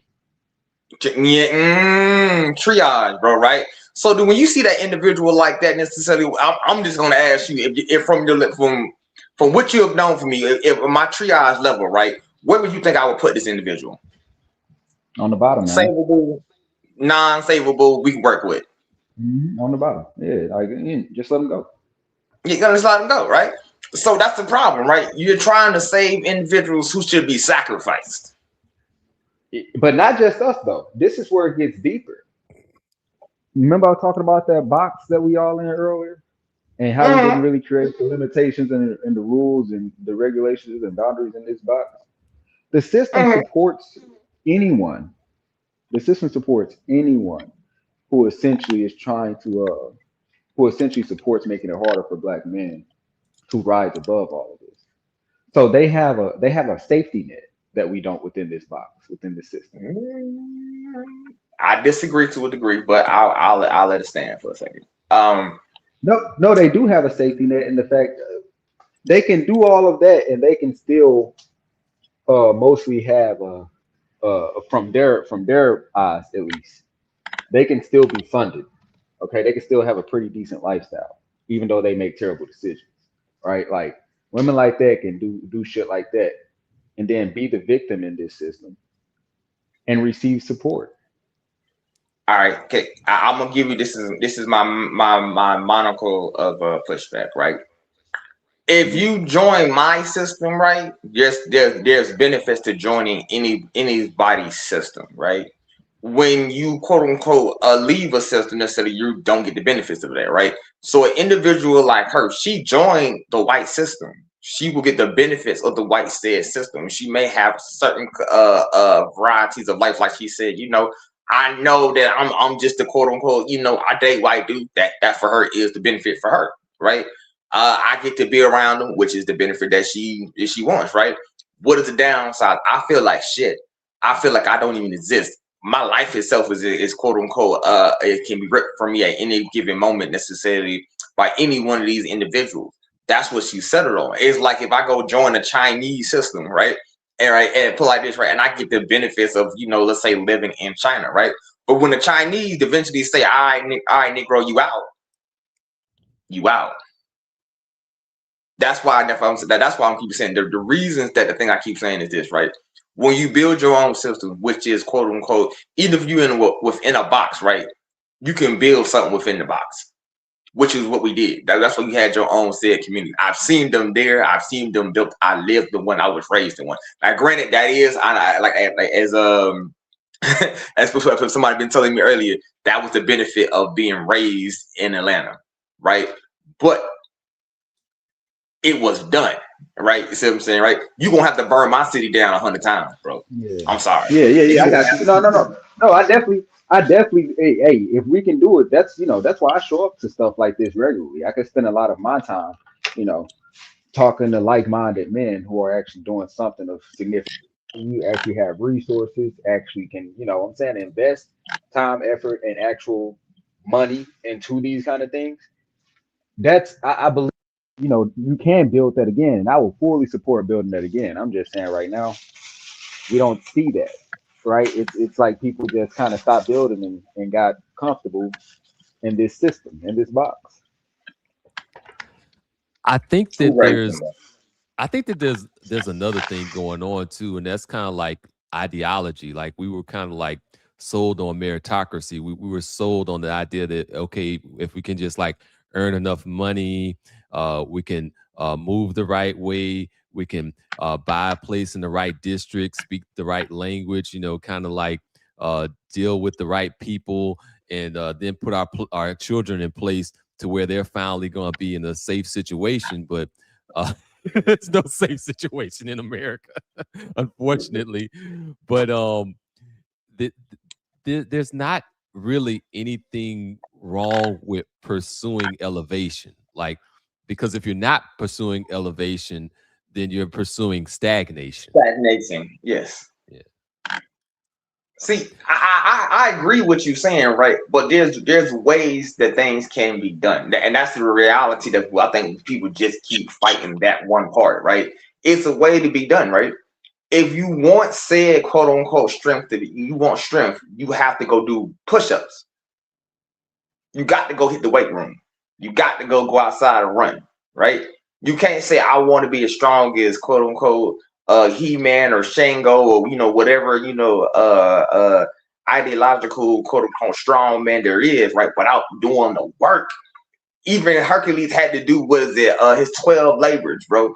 Even Shango had to quote unquote battle with the gods to gain their strength. That's the issue. You have people who are uncomfortable with doing the hard work.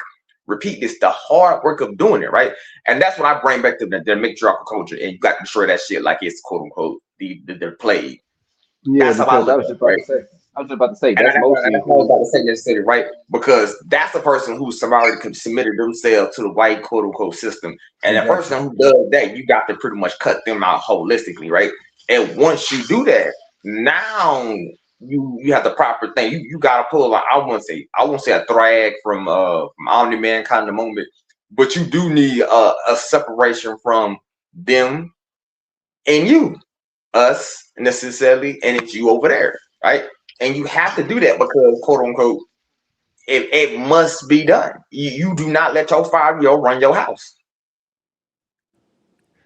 Your 5-year-old is not. It should never have command over anything but them toys in their bedroom. Yeah, I have an idea about what I want to say responding back to that, because like the whole elitism claims, and people are going to have definitely a problem, especially on the kind of lower class culture side of the fence, and they kind of have the numbers, so it's going to be kind of like an internal war that you're going to lose in a way. But let's be honest. No, but I have to ask the question. Yeah. When 9 times out of 10, name me any society that has actually made its mark in the world or in civilization or anything where the low class people actually ran the day-to-day activities. Explain it to me. If y'all can find one, let me know. I think we'll be looking for that for quite a while. So while we will go looking for that, I'm gonna go ahead and turn over to Bronx, because I think he wanted to say something. And then right after that, then I'll get in Tunnel Runner for his opening statement. No, I was just gonna add to the point he was making, man. And I was gonna ask you a question, usual. How many black men do you think will actually just leave these type of women behind? The ones that's willing to make the change. I said how many though? Percentage wise, what do you think? Out of all the black men, you talking about to make the change, I'm gonna go ahead and put it up to 20-30% necessarily. Because I mean, you have I would say maybe 40% will be willing to do it, but only 20% have the capability to do it. Gotcha. That's why I say you build a thing and then you come get the rest that actually can get. Like for me, I don't have no problem being the first man in the door, right? But it's gonna be the benefit. I will reap the benefits of being the first man in the door. Right, I got you. Let me see who this is coming. Oh, okay, I see you. Let me add you real quick. But first, Tunnel Runner, you get your statement in, and then we'll let Hood Rat get in the statement after that. So you shouldn't have let him in. He one of them low caste Negroes. You should have left him where he was.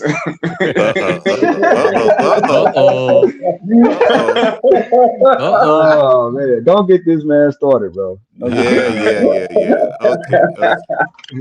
Okay. Well, gentlemen, today we had oatmeal. We had some boiled eggs. We had coffee, tea, and some coconut juice or water. And very healthy day today. Good meal, and she gave me a nice big kiss before she left. I like the nice good kiss before you left type deal. That is definitely probably the cherry on top. It is, indeed it is. Yes, sir. But yeah, I don't understand these women. I don't think they have their eyes are not well, because when I look around and I see some of these rich and powerful men, that they talk about they want, I see them not being what they ask for. They looking for all these guys to have all these kind of things. They got to have everything. I see some of these rich white men who are scrawny, who are, who don't have any kind of swag. And those are the guys that make money, and they do have beautiful wives. So it looks like the other people are people of different races. These women that they get are not looking for the same thing that our black women look. The black women want to have everything. I think some of these white women understand that you can't get it all. That you have to have that. There's the trade-offs. There's trade-offs, and that they have to open their eyes to see what the trade-offs are. And I'll land right there. All right, let me get my Hood Rat in. pushback. But I'm gonna let it go. I ain't gonna say nothing. I'm gonna wait. I know. Shout out to you, Inspired Truth. Shout out to the panel. Usual business. Your baby mama waiting for that $30 child support check. You cheat Negro. So funny to you, I ain't got no baby mama. Put on it. So I think we're talking about growing up in black and white spaces, correct? Correct. Yep. So that's growing up black and white spaces is the most dangerous thing you can do. It's the worst thing you can do for your children. Because number one, it breeds an air of inferiority into them. Number two, you're subjecting them to constant bullying and ridicule because children are mean, and the odd one looking out is the odd one that gets chastised consistently. That's why you look at all these black women who grew up in white spaces, skin bleaching and all these types of things. So when it comes to black women, right? Black women are like women everywhere, right? They want the top guy, right? And in America, the top guy is the white guy and it's the Asian guy. It's not the black guy. We're the top guy when it comes to sports, entertainment, and fun shit. But when it comes to marriage and power and seriousness, we're not the top guy. And so everyone in America practices white supremacy racism. So when it comes to black women, she's just doing what everybody else does. She's an American woman. So she's going to treat the black American man like all Americans do, at the bottom of the barrel. And so that's the situation. And this is why it's so hard for us to come together.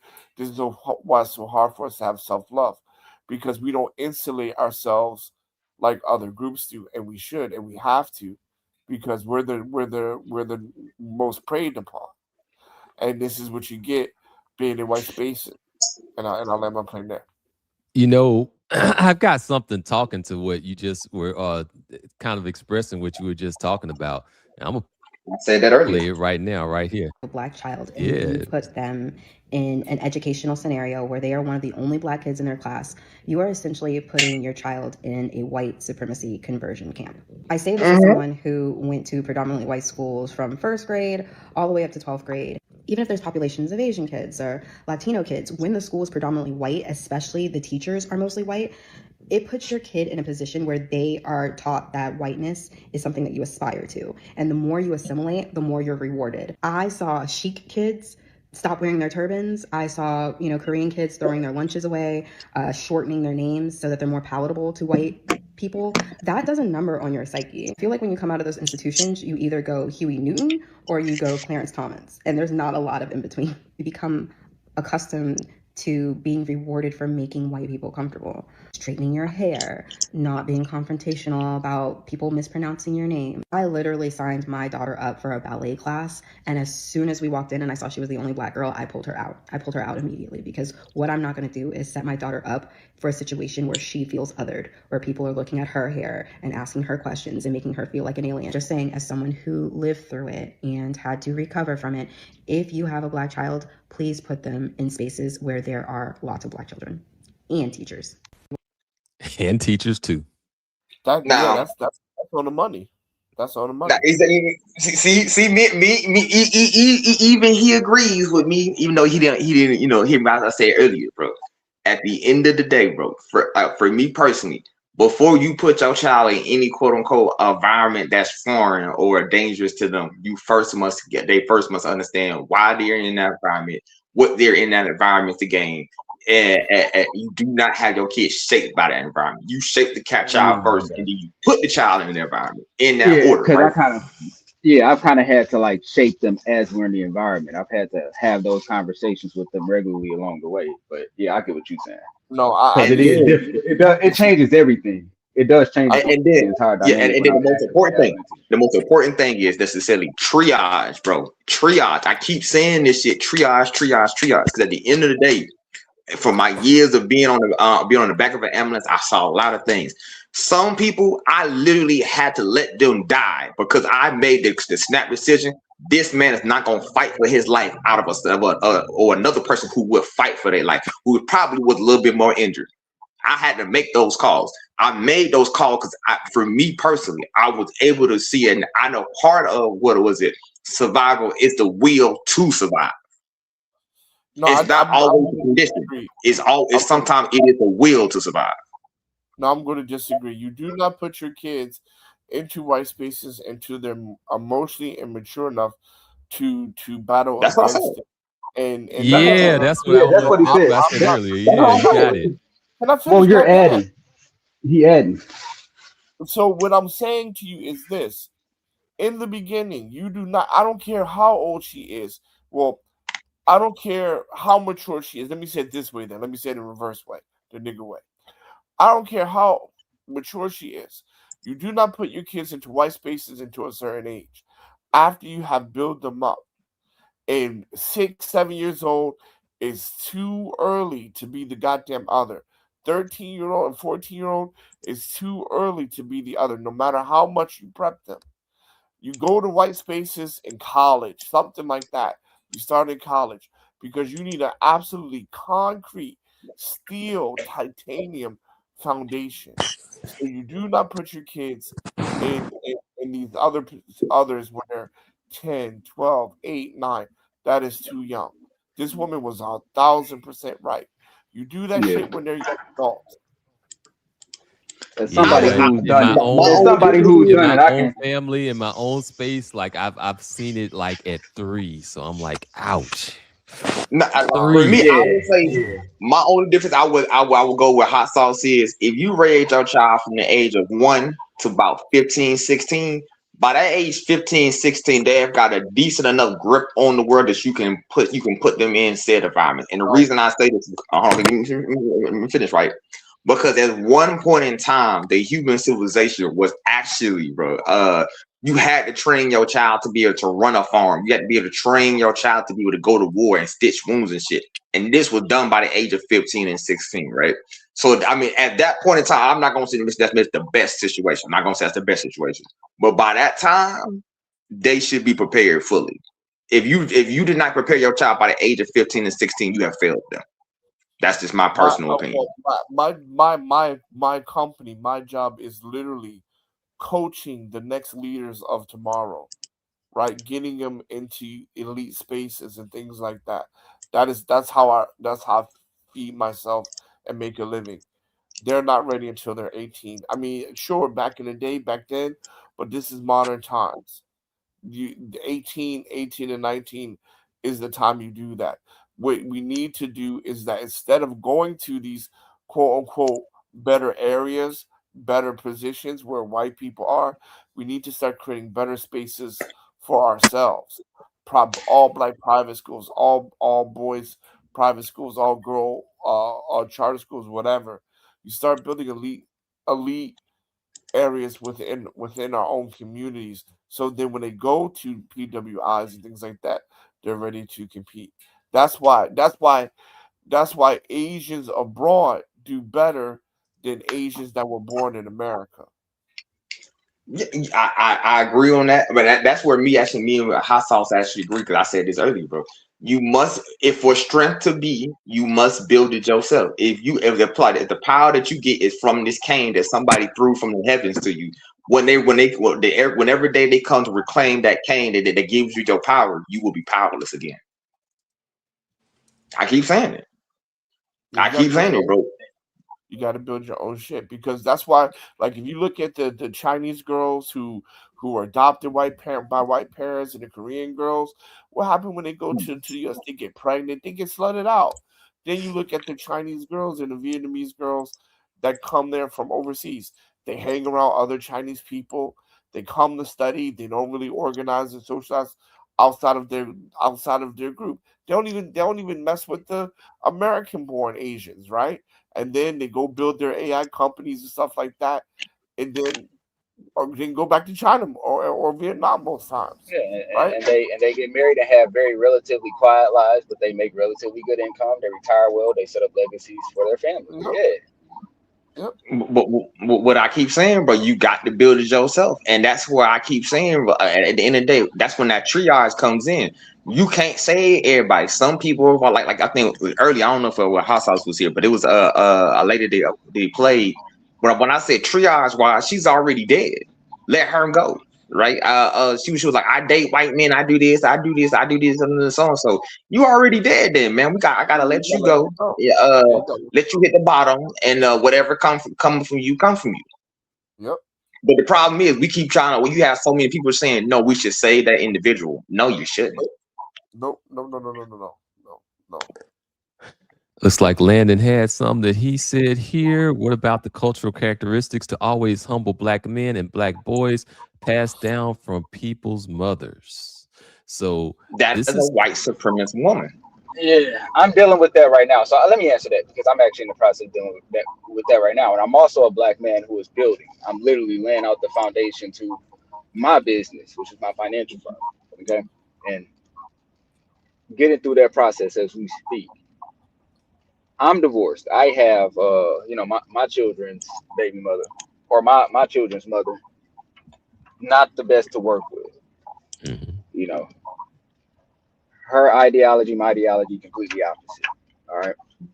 I've literally recently had to give up joint custody to refinancially ground myself to be able to build out what I'm building out for the children.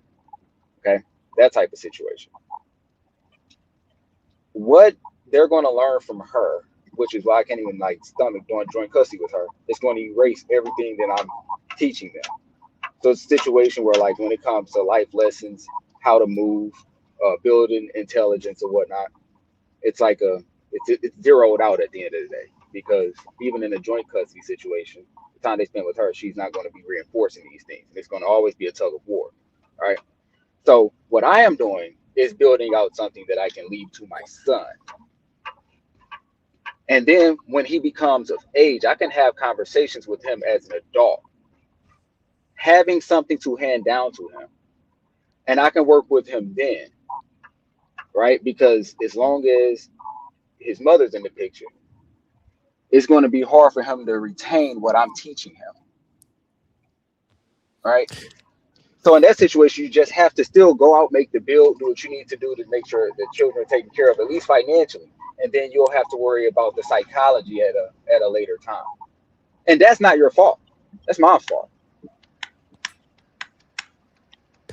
Yeah, I mean, this kind of reminds me of like a scene from like Troy, like not the new movie that came out, but like the one that was like a little bit older, where basically you have Achilles, sitting out a battle, and then he's sitting there and he's looking at it, and he's just kind of like screaming into the wind, like don't do that, do this, do the other, and he's frustrated because he's got to like sit there and watch his friends, pretty much suffer, but then at the same time he's not like able to be in the battle, so then he's got just kind of like just basically scream into the wind for a while, and that's extremely hard to do when you're talking about dealing with people that you care about.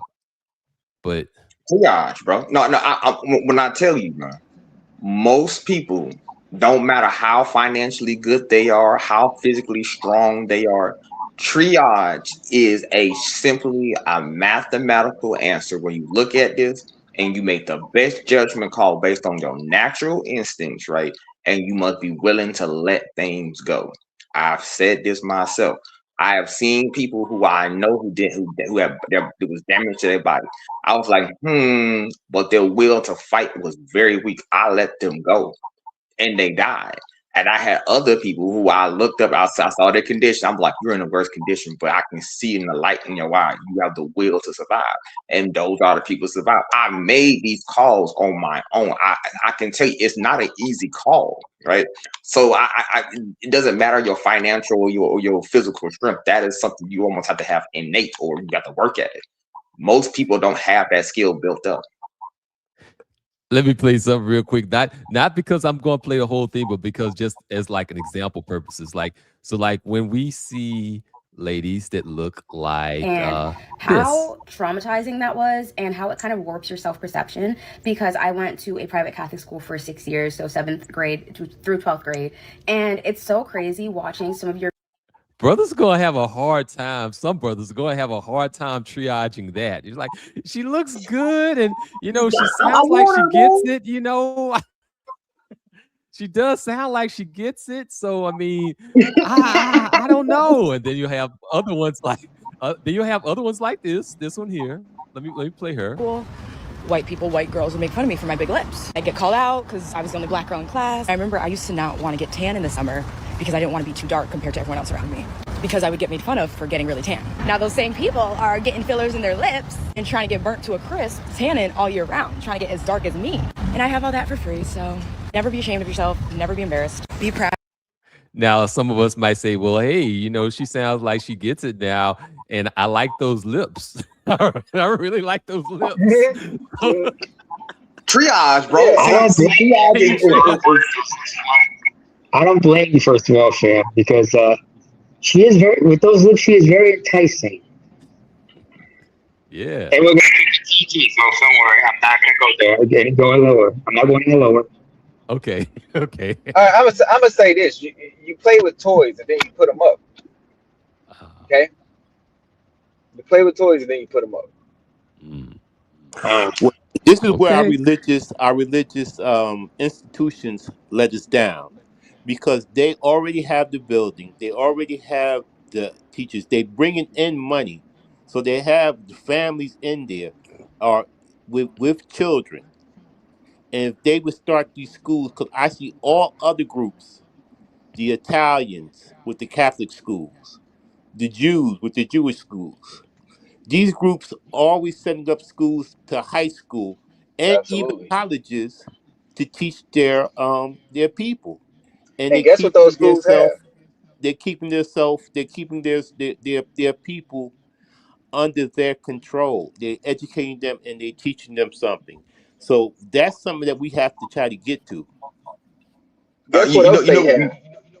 Guess what else those schools have, Tony Runner? They have child care centers, early childhood centers at those schools, and then they give subsidized rates to the people that go to that church. They also create jobs for the women in that church, because those are usually the women that are working in those early childhood centers. Exactly. And the buildings are already there. They already paid for. Yeah. All they have to do is organize it. Yeah, they give out scholarships. They give out scholarships for college. I want to say this You because know, it doesn't. It doesn't. See, the thing about it is, right, when you talk about other groups, you talk about African, like FBAs and stuff like that. It doesn't matter because we're just so different. Because even with the small hats, they can assimilate, right? They don't look that far off.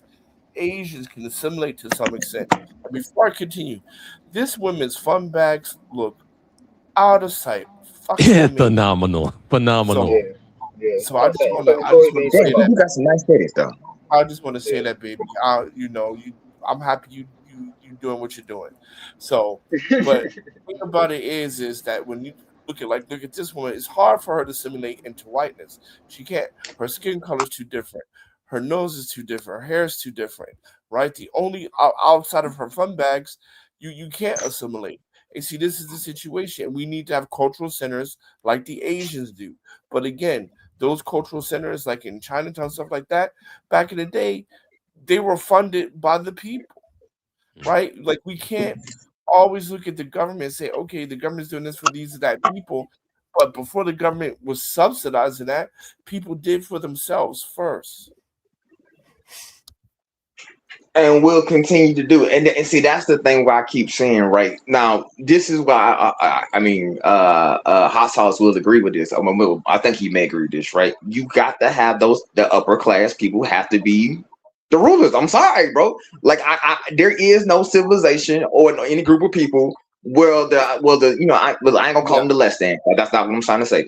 But there's no democracy in the real world. There's no democracy in reality.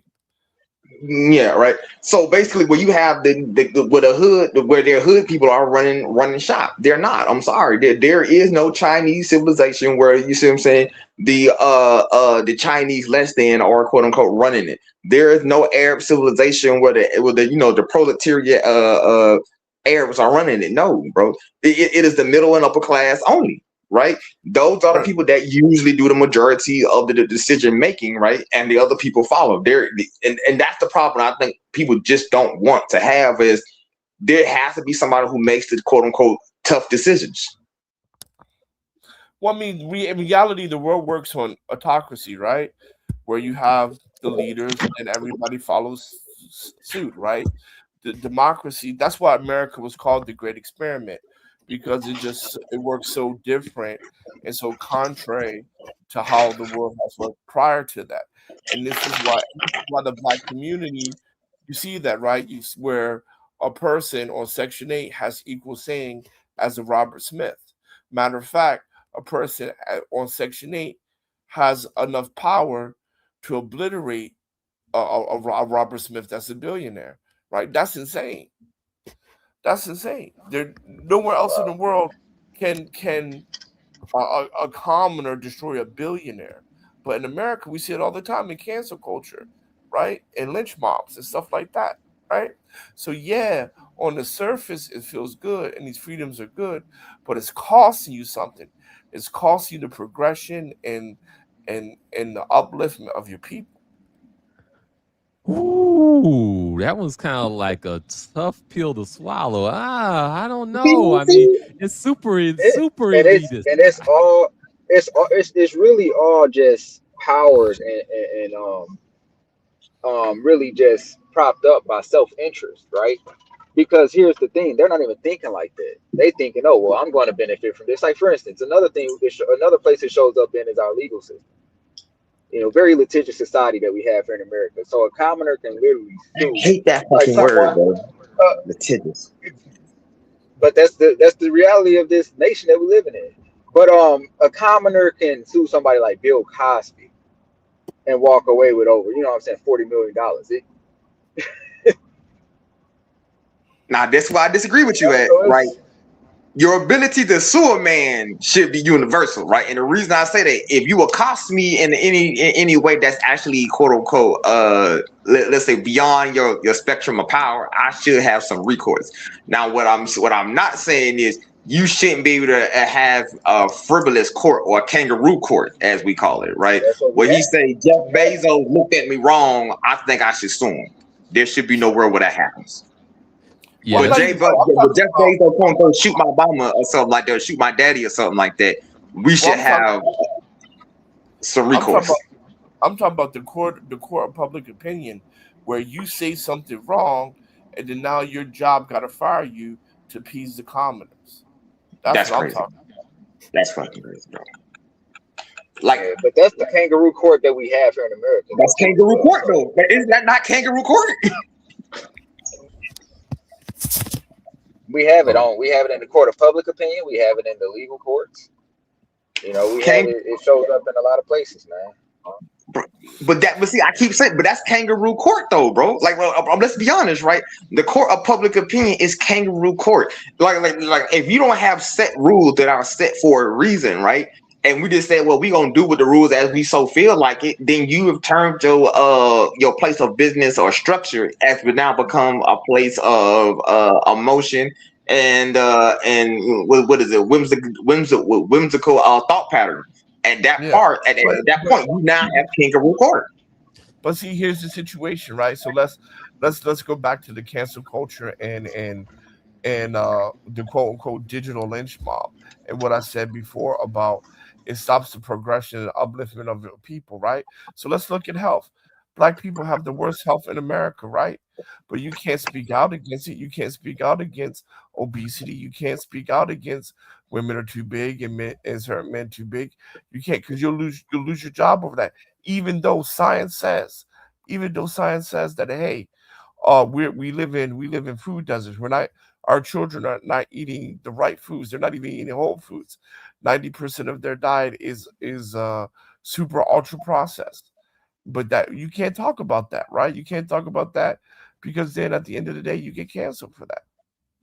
You get canceled for blaming mothers for not knowing how to cook to take care of their children, right? You get blamed for that. Hey, single mothers, if you're not cooking and teaching your kids about your nutrition, you're a shitty parent. No, we're told lies that these are diabetes and high blood sugar are hereditary. No, they're not hereditary. They're connected to your environment. They're only hereditary because your mom is passing down bullshit eating habits. That's right, man. That's right. It ain't like this stuff. Now, see, this is what me and we agree again, bro. I want to say this much. Like I said earlier, right? That matriarchal white supremacist culture that's being passed down. That's white supremacy in its fullest extent. And me personally, I reject that shit in totality. And anybody who subscribes to it, I literally disown them entirely to a point that some people in my family I do not interact with. There is no reason right now, and I'm going to say something that's going to really sound nasty work. Right now, white women in their 50s look better than black women in their 50s right now. And ain't no goddamn good reason for that. I don't know if I go. That's a bridge too far there. I don't know. They're wrinkly. I can't. Nah, they drink the man. They be, bro. It depends on the class of the white woman. No, hold on. Now, right, hot sauce is right on depending on the class of the white woman. But if you say if you do it from you pick them from the comparable classes, then the black woman wins. The average white woman takes care of herself way better than the average black woman. If you look at a average black woman at 55, high blood pressure, overweight. Now the white woman might have some wrinkles, but her shape and body, the average one, is pretty good. It's pretty good. The average. I'm gonna say this. If you're in Florida, maybe. I mean, because Florida is a little bit different. Like you look behind them, look at the back, and then you look at the front, like damn. Then as long as you look in the back, like okay, cool. Because you grew up poor, so big asses and oversized asses and oversized tits. No, that's not what I'm talking about. I'm talking about the white ladies in Florida. Like they keep themselves, they do kind of keep themselves in shape, but like then when you turn around, you look at the face, like damn, the face is all wrinkled. That's what I'm talking about. But okay, yeah, you got a wrinkled face, but okay, let me rephrase this. Not everybody can afford a facelift. Let me rephrase it. From the shoulders down, average white woman looks better than the average black woman at 50. Okay, I'll give you that. I'll give you that. At first you were basically, I'll give you that. How did we get there? Like, nah, yeah, because I'm living amongst the Neanderthal people, so I see it regularly, and I can tell. the 50-year-olds a lot of times, so like 60. Well, I mean, Now, but yeah, see, this is the thing, right? Like, so what I personally believe, and I think science backed this up. I personally believe that Black people age slower, therefore we should be able to live longer. So our the average human prime is from like 30 to 50. Our prime is probably like 30 to 70 because we should be able to live to 100 and something because our skin is good, right? We're actually belong to this planet because we're not allergic to something that rises every day and sets every night, right? We're not allergic to that. So the planet is designed for our skin. But looking at that, the person that was blessed with those genetics are also the group of people who are dying the earliest. That's abominable. Even in Africa, that's abominable. Yeah, that is kind of bad. Like there's a lot of external factors that are messing up our natural inclinations. I will say that there's probably like a difference between the exterior and the interior. Like that's kind of like a little bit like a sidebar thing. But you do make an excellent point about us being well adapted to the sun and being melanated. That's real. Well, what I'm saying is, though, but if you talk about, because the bigger point is, if you talk about these things, you get canceled instead of dealing with the hard truth to uplift our people.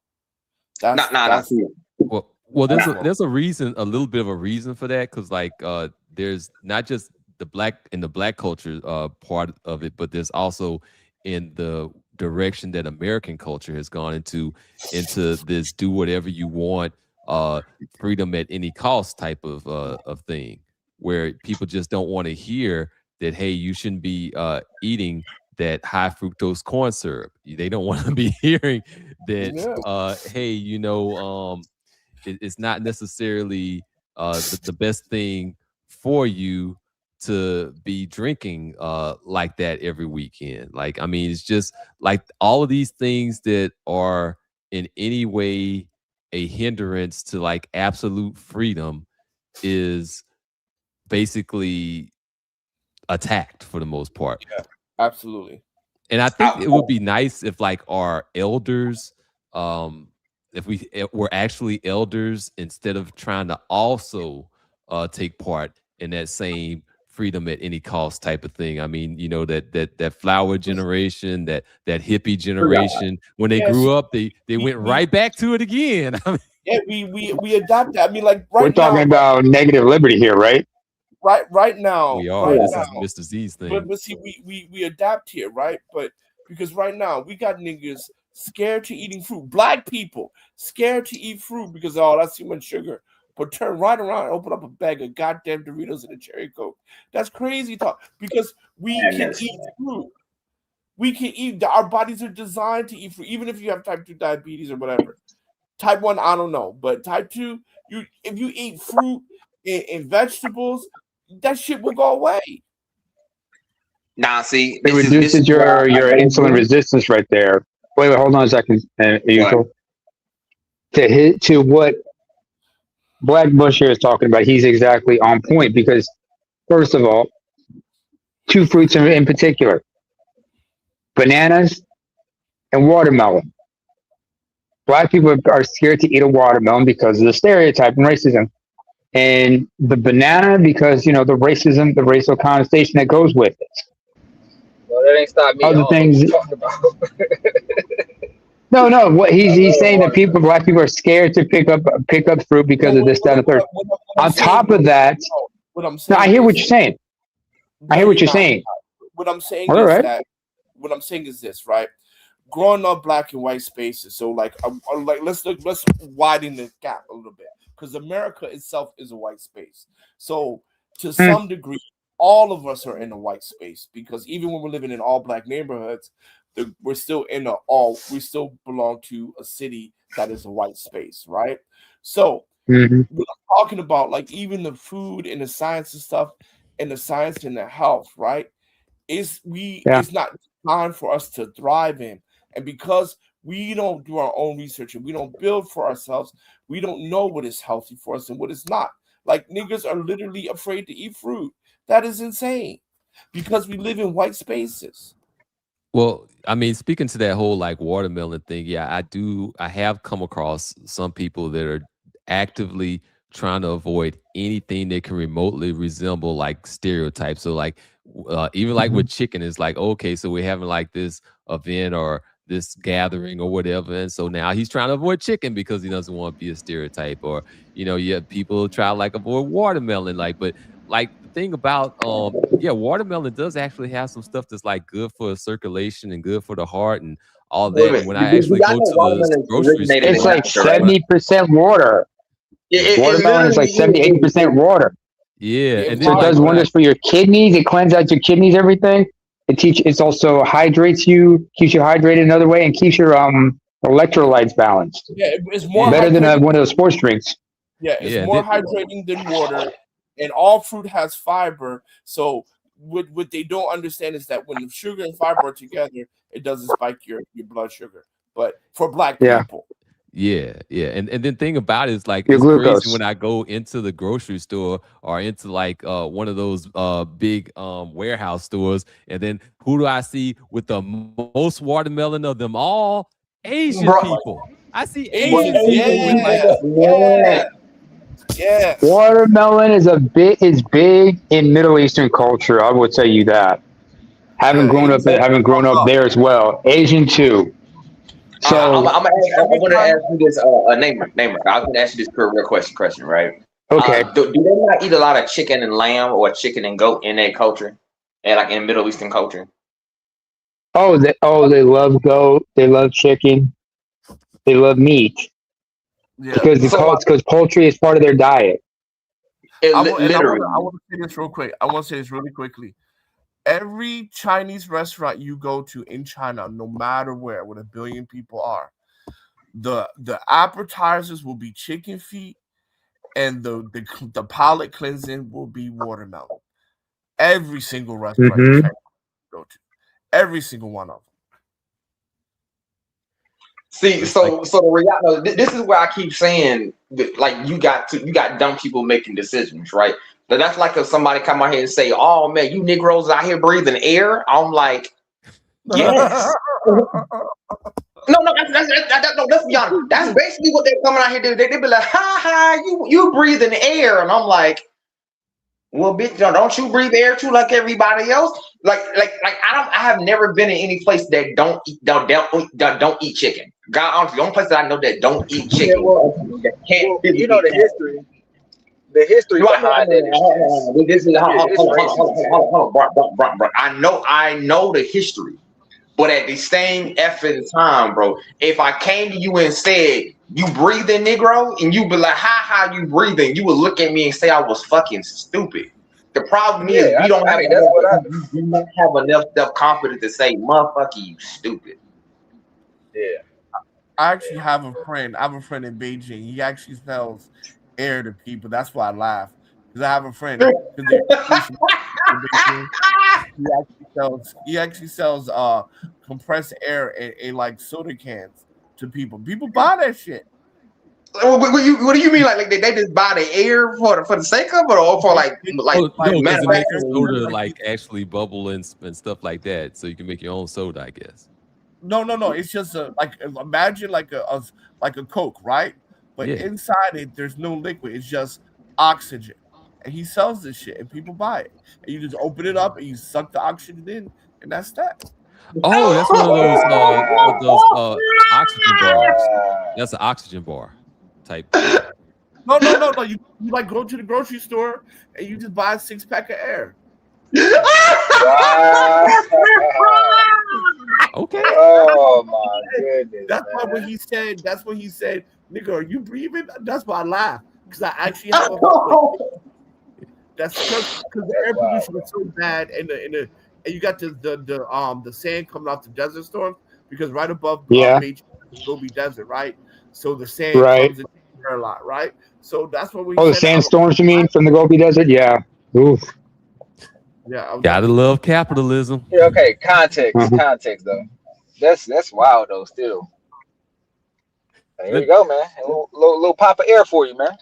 Hey, man, hey, Negro, you breathing air, bro? You breathing this regular air? Hey, I got this special one just for you. Yeah, it's a high quality air. Yeah, this I'm so Get you sorry. oxygenated right. Let me play this one real quick, and then we can get back to the discussion. But let me go ahead and put this one out there, this clip, real quick. I was confused, but I was confused, you know? Being one of the only Black girls in a predominantly white high school and middle school felt like a trip. Like it genuinely, like it felt like a fever dream. It didn't feel real. I was in high school. I had guys like texting me, being like, oh, like you're so pretty and blah, blah, blah, blah. And then being like, hey, just like keep it low key. Like I don't want to tell anyone, blah, blah, blah. Like basically I'm a secret. Like it's this secret thing. Something that's really crazy for me to think about is all the people who didn't acknowledge me, didn't talk to me, didn't like pay me any type of mind in high school. I'm talking specifically like the guys. And now they're like creeping on my page and looking at my things and like trying to hit me up. And it's like so... it's questionable. It's weird. It's odd. Mainly going to a school being one of the only Black girls, like you, like, I mean, and maybe it's just me, but like I never went on dates. I was never asked on dates. I was never asked out to prom. Like all of these like things. And like I feel like I was never in anyone's like dating radar, if that makes any sense. Like I feel like all the people that I would see around me would like be going out with this person or going out with this person or be boyfriend and girlfriend with this person. I did not have a boyfriend in high school. Didn't date anyone in my high school, was never approached like that publicly. And it was like, again, it was such a trip. Were y'all reading between the lines on this? Like she was saying she Man, was never this is a approached continuation. publicly. This is Not a continuation. publicly. She never had a boyfriend. Chad was like, man, you know, you real pretty. You're a real pretty Black girl. You know, we should hook up, but you know, keep it on the low. Keep it on the low. Don't tell nobody. Yeah. Nobody wanted to be seen in public with her. Man. Oh no, they wanted to be seen in the, you know, behind closed doors. No, they want her to be the dirty little secret. Yep. That dirty little secret. It's like Y'all Go ahead. thought I was gonna run out of clips or something, right? No, there are hundreds of these It's a things. continuation. It's a continuation of the last clip. It's a continuation of the last clip with the other clip. You know, who got passed around by Chad. Yeah, I'm going to mention this, really important here. Because all these experiences you're talking about, I remember a certain woman that comes to mind when I talk about when it comes to these types of experiences. And she used to be on, and she was associated with Patrice O'Neill for a time. Her name is Kareth Foster. And this woman, who is a Gen Xer, 70s Gen Xer, grew up in the Dallas-Fort Worth area in a place called Plano, a suburb outside of Dallas. The daughter of a U.S. serviceman, her mother was a successful career woman, having been editor of a Black business publication. She and her older brother were like the only Black children in their predominantly white school. And this is in the 80s. The strange thing about her is because, you know, her experiences, and because she had a good, strong family background, family support, she was able to accomplish a lot of things in her life. But she was also a victim of but she also was she was indoctrinated in a certain sense. Because one, she is about uplifting her people, but at the same time, she only dates white men. In fact, she was married to a white man, has a child by him. What does that tell you? She was indoctrinated into white supremacy, and you know she did what every person would do. And but she's about uplifting her people. She's about the Black consciousness, but she was once married and only dated white men. That's literally that's when I started saying triage, bro. Like when I keep saying triage, when I say it in Roger's place, when I say it in my Mr. and Mrs. Z's place, triage, because you have to understand some people are too far gone. They must be cut from the group. You can't have I'm gonna say every poor person. Triage, bro. Not everyone is worth saving. So what these individuals are experiencing tells you everything they need to know. And unfortunately, what's also fucked up is a lot of these women in particular, nobody was there to help guide them through these situations. and teach them what they need to know to understand what's going on. Maybe their mothers forgot to warn them because their mothers probably thought, maybe these people aren't as racist as you think. James Baldwin said, when it comes to racism, I'm fearful of the racism of the North. Because in the South, I know where the lines are. In the North, I don't know where the lines are. And this was a man who was born and raised in New York City. NYC had its segregations.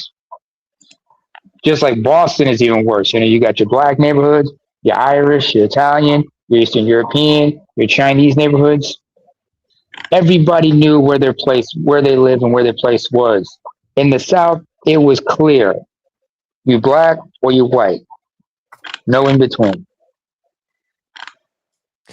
Yep. Let me go ahead and let me play this because this merits repeating. This should have been like my anchor video for this whole stream. Let me go ahead and do it. Of a black child and you put them in an educational scenario where they are one of the only black kids in their class, you are essentially putting your child in a white supremacy conversion camp.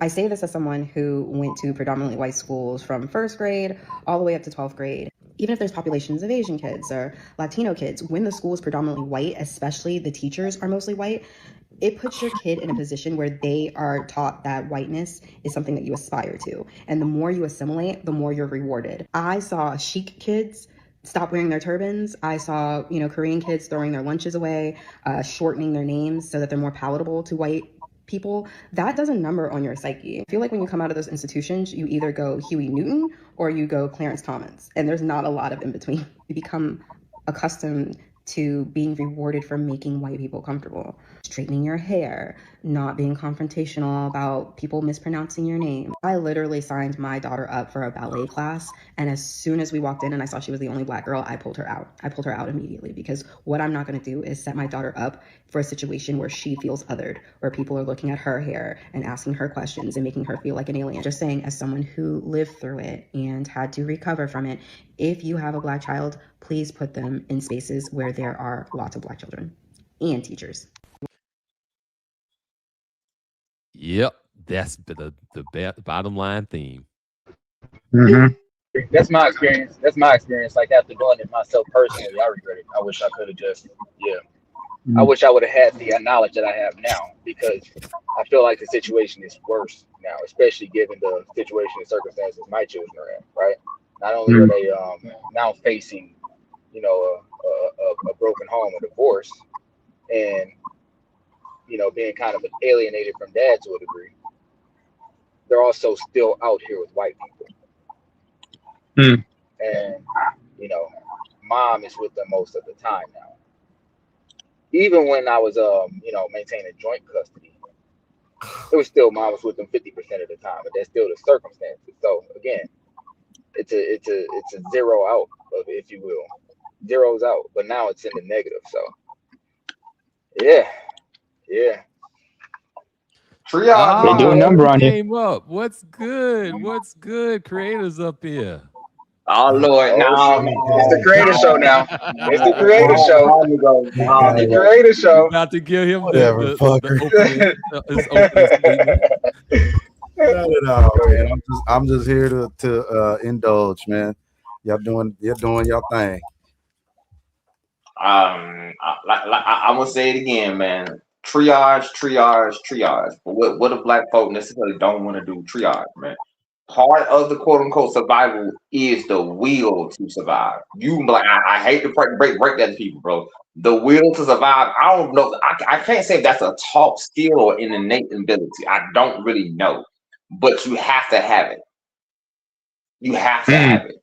And you don't have it, you're not gonna make it. I'm telling you, I'll repeat this again. I have personally chosen people who are in worse condition, but I saw they had the will to fight over a person that was not as in a bad condition, but they are already giving up on life. That's the cause I had to make on a daily basis, and I stand by my decisions, bro. That will to live got to be there, man. And then you got a lot of people who've already succumbed and already said, I just want to go ahead and just be white. You let them die. It's interesting. Hold on a second. And let's Just a go ahead, moment. go ahead. I'll let you go. Sorry.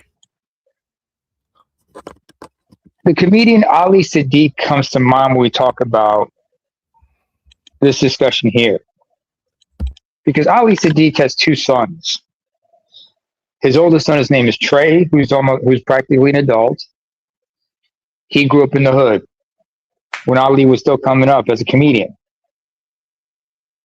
His younger son, who he talks about in his comedies, Hassan, or you guys say Hassan, but Hassan, was raised in a gated white suburb and conducts himself in a very unique way. You can hear it in their vocabulary, the way they discuss things, how they talk, and everything. The diction in their voice. And that's the thing. Yeah. I mean, he talks about some of the experiences his younger son has interacting with members of his own family who still live in the Black communities. And he just doesn't understand. There's like some type of disconnect. Or another way you can look at that, if we can use another television reference, is the original Fresh Prince of Bel-Air. You look at the dynamics between Karen Parsons' character, or Hillary Banks, versus Tatiana Emali's portrayal of Ashley. How did they both grow up? How did they both grow up and whatnot? How they conduct themselves? How their outlook on life is. I mean, even in the show, Ashley, behind her parents' back, transferred from a PWI to public school where there were more Black kids, so she could be experienced with to be more people that were down to earth, and hid the fact that she was from Bel Air. What does that tell you? She went to a predominantly Black school because being in a PWI just made her very uncomfortable, especially having her cousin Will live with them. She had a greater appreciation about Black culture. And she said, I'd rather be with these people because this is my people here. I vibe with this group. I can't be in this PWI because I do not feel comfortable. I don't feel okay here. I don't feel safe. So there's a level of dealing with your people, you know what I mean? And there's a level of education, quality of life, service, customer service, right? When you spend your money with people, or you do you provide a service, or you're expecting a certain level of service, which is why we dealing the system that's in place. It's not the greatest system, right? It's not, but here we are. And so we can spend our time, like you say, trying to save people, or the blueprint has already been written out for you. And if you want to survive, if you want to do this, then survive. Come on. I agree with that totally. You should want this. You should want this so bad. It should be nothing more important. But because there are other things, distractions that you've been afforded or awarded, freedom of speech, freedom of whatever. And it basically is freedom to make your money and give it to me. That's how they got the game set up. Freedom to make your money, and you come over here and give it to me. That ain't your money. No. Craig, I want you to ask that question. If you ultimately gonna give that money to me, ain't that my money? That's my money. So if I give it to you in a stimulus, who you gonna give it back to? Me. See, why I keep telling y'all about this thing about building that power structure, bro. You gonna have to keep burning my house down, bro. I'm sorry, boy. That's when I keep saying like that. That's when I think the difference is. It's like, for me, my mentality is you gonna have to burn my city down 100 times, 400 times, and you gonna have to make this a permanent thing. Me building and you burning it down and I'm gonna get better every time that you quote unquote try to burn my thing down. That is actually progression, because realistically, if you keep on with that method, it's either one thing or two gonna keep happening. We're gonna have an ebb and flow of life, of birth and destruction, or I'm gonna get good enough that you can't burn my shit down. That's usually how countries are established. After certain while time kind of progresses, you keep fighting, time progresses. You know what? I ain't got no time to keep fighting the Philippines. I ain't got no time to keep fighting Guam. I don't have no time to keep fighting no more. Look at what happened with Spain and Portugal. Portugal had 100-year head start on everybody, and now where's Portugal now? You get what I'm saying? Not saying that they not doing horribly bad, but they was at one point the superpower. Spain, it's a lot of places speaking their language. They were the superpower and still is. So if I burn your stuff down, well, guess who the insurance companies are? You get what I'm saying? You burn my shit down, well, it's my insurance company. So thank you. That's a pretty good point there. Like the other thing here too is that you kind of put out there the idea that that basically borders are established by will, like ultimately by willpower. And whoever has the willpower is going to win. What you mean? Because basically, if they could burn the thing down, and then you go and you build it back up again. They burn the thing down, you build it back up. They burn it down, you bring it back up again. Eventually, they're going to get exhausted and they're going to quit. Or the fact that they keep having to burn it down is going to damage their legitimacy so much that they're going to have to stop, because it's going to make them look too bad. It's going to make them look too less authoritative, because they have to resort to that violence act over and over and over again. Like, real heavy authority is when everybody like agrees to what you said without you having to actually get out there and do it. Like, you know, you got that badge on you now, and people know the threat that comes along with that badge. So now you don't actually have to back it up with the real violence. But you know, when people give less and less and less respect to that badge, and they realize, hey, that's just a piece of metal, and then they, you know, decide, hey, there's more of us in the population than there are of you out on the street, then, you know, you have a dynamic where where that authority changes. That's a good point, because we do have to. Can I give a quick point? I'm gonna give a real quick point. I think I'm actually going to. I can't believe I'm actually going to say this, but I'm actually going to use some shit Creator actually said. Right? What Creator said something about, was it Spain and Portugal? Right? Those are two different groups of actually Europeans, right? At one point in time, right? Spain, the Spaniards, are people who would be known as the Spaniards, you see what I'm saying, eventually took over a decent proportion of, quote unquote, what we now call Spain and Portugal. The Portuguese said, hey, 800 years. It's called, it's called, you're talking about the Iberian Peninsula, first of all. Let him go. We all on the same page, but let him go. Exactly. Right? They fought them boys enough that they said, shit, bro, this your line, this my line necessarily. And when we go take over the world, whatever you get on this side, yours, whatever I get on my side is mine. Nigga, come on. And that's just these don't two. Forget that pact. Don't forget the pact they signed with the Pope, which meant that any land they conquered was to be Christian land and Catholicized. That's right.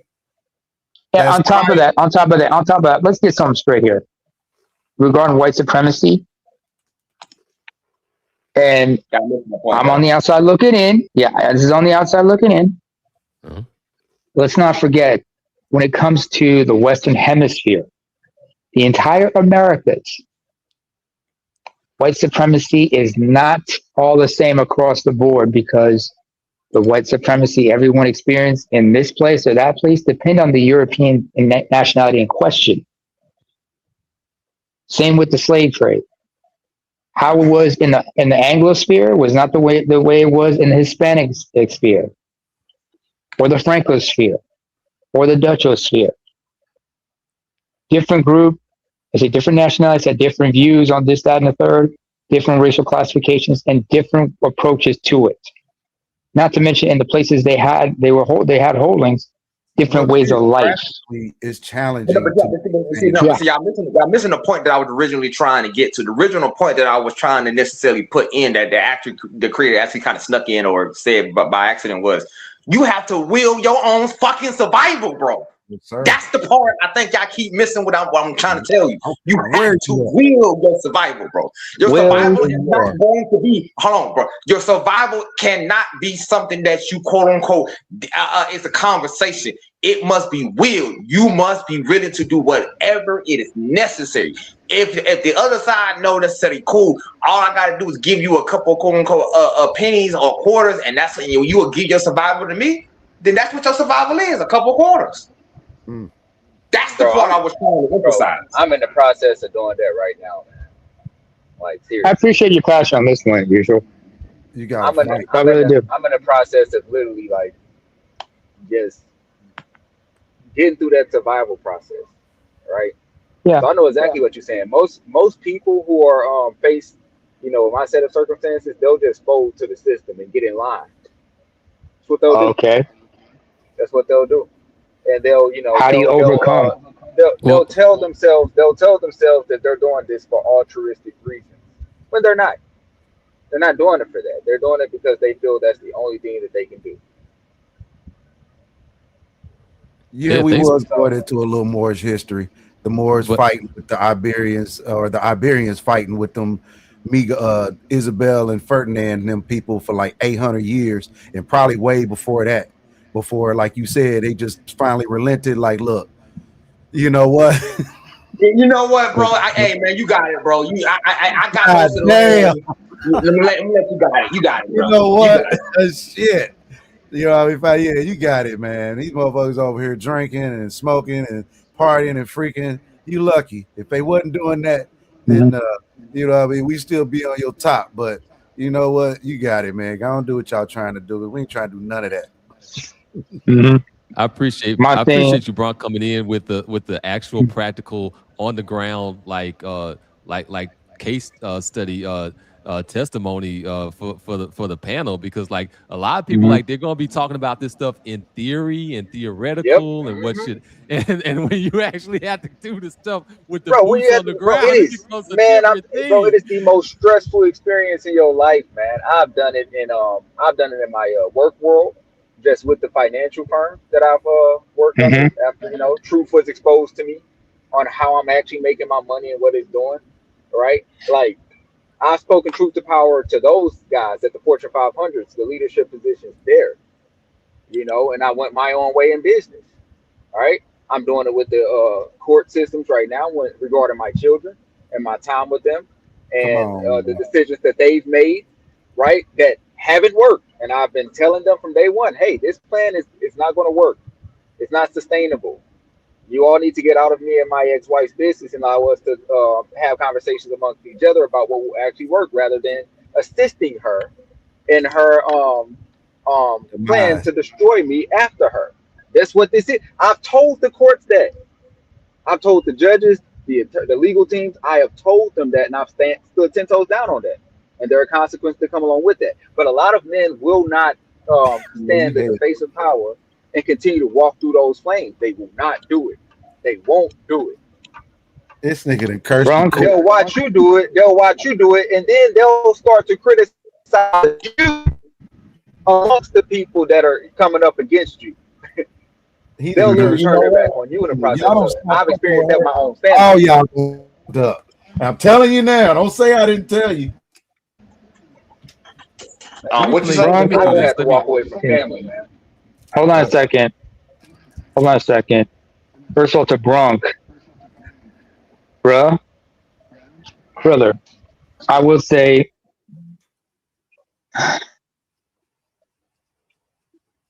all the best to you, and may you come out of this a lot more successful than before. And hopefully things will turn out in your favor, brother. I pray all the best for you on that one, because I understand, not having experienced it myself, but I understand. I know some people who've been through that kind of situation before, and it didn't turn out okay for them, especially in the place where they were in a very disadvantageous position to begin with. Yeah. So I understand how much divorces can drastically and negatively affect not just the man, but also the children, if they're children, the children themselves. That type of dysfunction.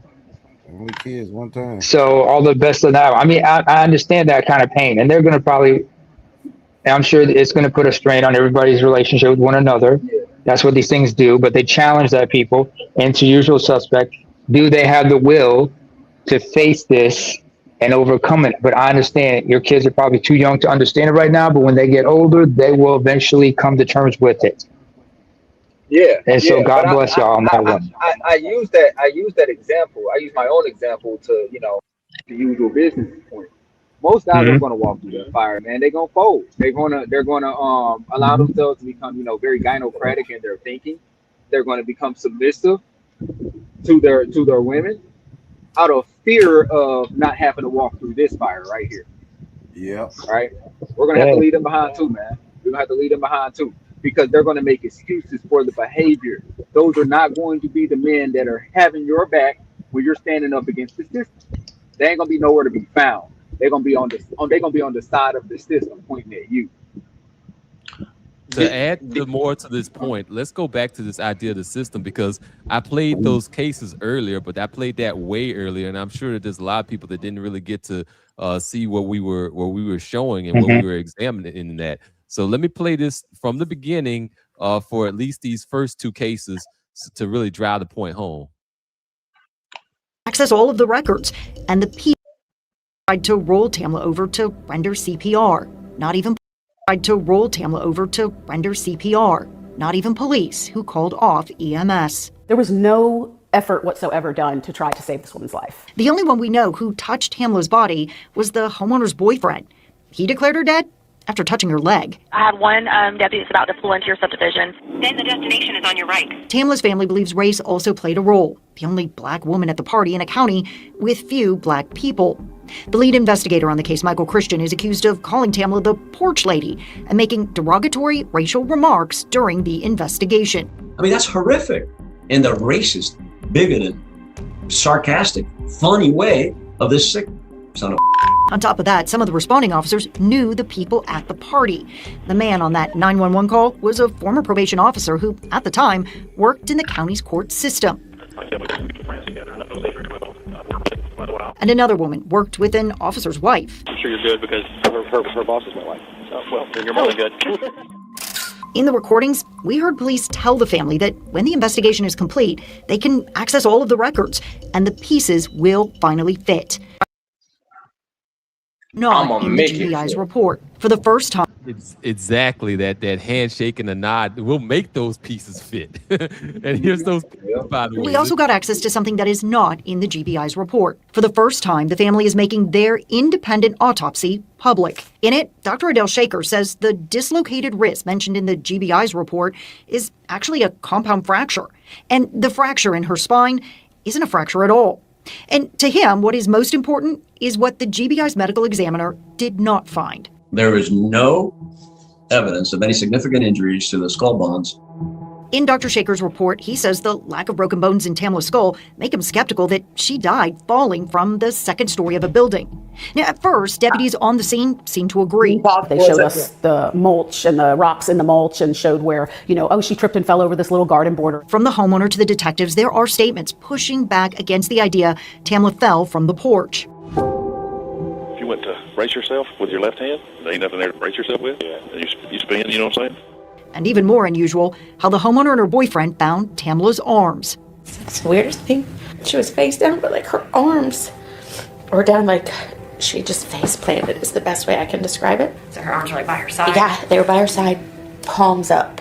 It's a question we heard several times in the investigation because when you look at the scene photos, Tamla's left arm is actually off to the side, bent, her fingers curled under. Did you ever touch her arm? No. Okay. Did you see anybody touch her? No, other than you? No. To this day, police can't explain the discrepancies, at least not in a way that makes sense.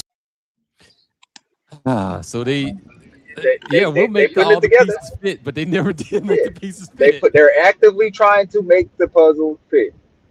They are cutting pieces of the puzzle and trying to reshape the individual puzzles to make a picture. That's what they're doing. No. I just wanted to say this much, right? As an ex-EMT, right?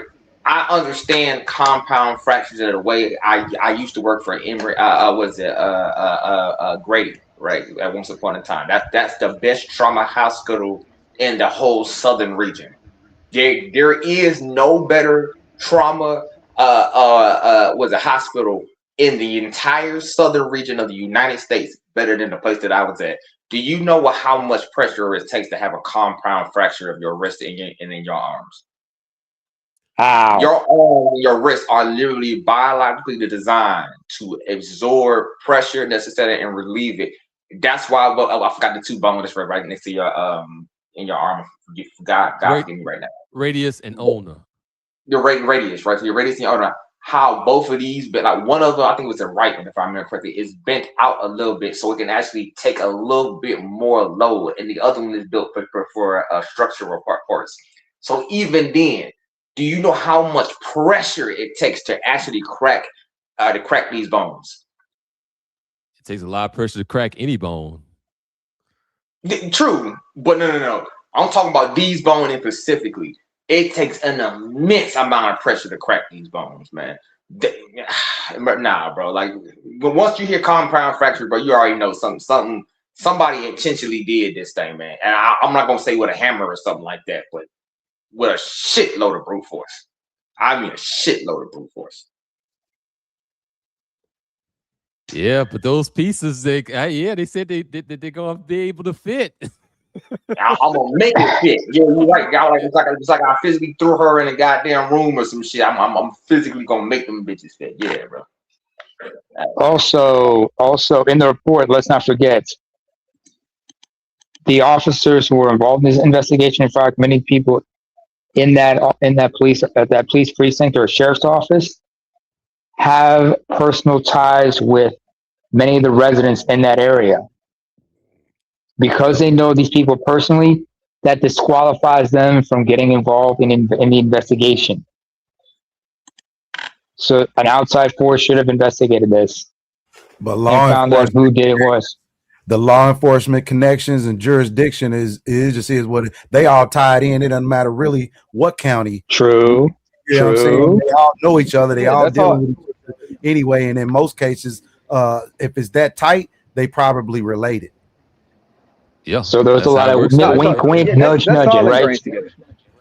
That's all very meticulously integrated together, really, that whole system, right? I mean, lawyers make money when you're in the court chambers per hour. Mm-hmm. Judge gets paid, right? And then who goes out and arrests the people that ain't paying up? But it's all their system. I'm saying even within these little, it's all their system, right? So when they create the dockets and things of that nature and jail the people and get the information on these people, this is all their system. We are nowhere involved in law enforcement, right? In that capacity, we don't house inmates, and just we are the wardens. This is our jail, right? It wasn't no Bob Barker. It was Brunk. You know what I'm saying? That's Brunk shit over there. Like what? Nigga got a jail? Yeah, motherfucker got a couple of them around here. But I'm saying we know we're in. So that level of entitlement, think about that. I jail you people. So how dare you try to use laws against me or your rights, right? Who's going to defend you when everybody around me, you know what I'm saying, is cooperating with you? You have no rights that I need to respect. That's absolutely something that we need to will, into existence for black men. Like I'm with you, usual. Like it don't matter how many black towns they tear down. Let's keep building, man. Because I mean, at least we building a chance for ourselves at that point. We're building a chance for ourselves. That's why you see. That's part of the reason why you see the passport, bro. Own the mortgage. They just kind of. You say what now? Own the mortgages because we can get the. So here's the thing.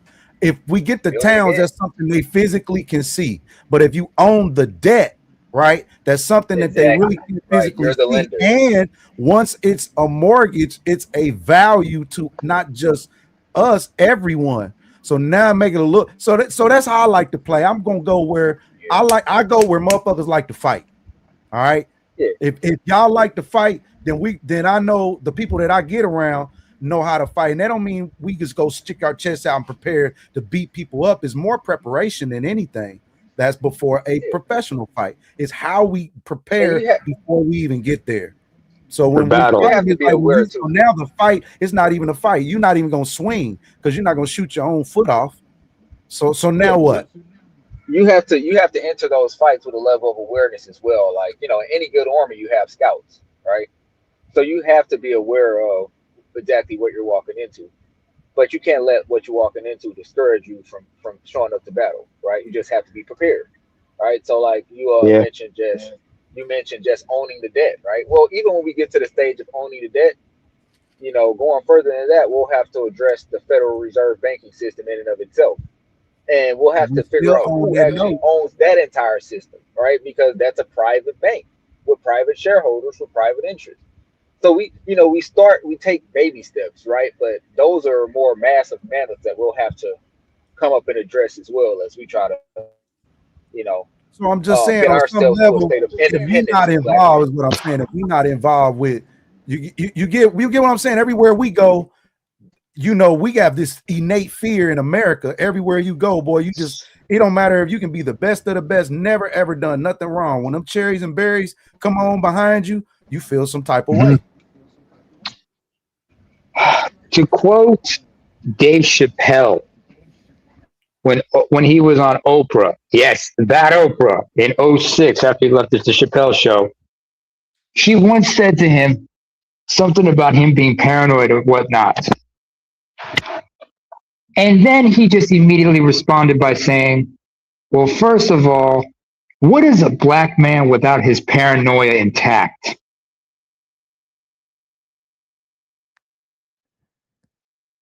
Think about that.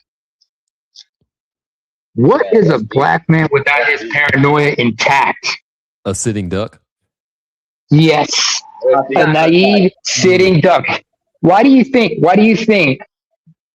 I remember he had a joke he talked about how killing him softly, that especially did, where he talked about how he would have to make a 911 call because there was a lynch mob outside his house. And he's like, hi, 911? Yes, there's some white people with hoods on, and they're seeming to be very threatening outside my lawn. Come on out here, nigger. Oh, Greg. Sorry, I have to go. Bye-bye. That is what you are without your paranoia intact. You're naive, a sitting duck, and lame, and in the delusions that racism is over. I mean, since 08, 09, people have been talking about a post-racial America. What is that? What the? It's a joke. You realize how removed? Huh? It's a joke. That's why I'm laughing at it. But yeah, they do that we're in post-racial America because look, you've had Obama. Obama was the president. Look, you had the racism, even though and that is tokenism. And that is tokenism. Tie things up. And wait. And to tie things up in a pretty little bow, like this Tamla Horsford and everything, and some of the other individuals who are in predominantly white spaces, they're the token. Whether they know it or not, they're used as a token. Because PWIs want to say they're not racist. That's why we have this person here. Which is why you can't be around certain people under certain situations. This is where also the whole thing about respectability politics puts people in permanent entrapment and whatnot. So then that's something to think about. Yeah. So even what you said with tokens are expended. Like tokens are expended. Yeah. Expendable indeed. To be used and then eventually returned back into whatever place that you borrowed them for or you exchanged them for. Exactly. That's what the token is. Mm-hmm. Do we really think that? Do y'all really think that our community can? So what we trying to do, right? What our goals are primarily is trying to, steer our community into a direction. Do you wholeheartedly feel like in your lifetime that we'll see this unity thing that we seek, whatever it is that we seek for Black people? Do we truly in your hearts or hearts believe? I got the answer for you. The question is, yes, how many people are you willing to sacrifice? And that also defines what you mean as my people. Folk that believe in matriarchal whole culture are not my people. You have already adopted the mental status and in the vernacular of the quote unquote people we are fighting. You've already surrendered yourself. So your fighting spirit is already dead. You're already dead. I'm letting you go. Triage. I'm going to answer it like this. I don't think that we'll ever have unity in any type of perfect kind of a way. We might have utility, but I don't think we're going to have like absolute unity. And I also think that that is okay.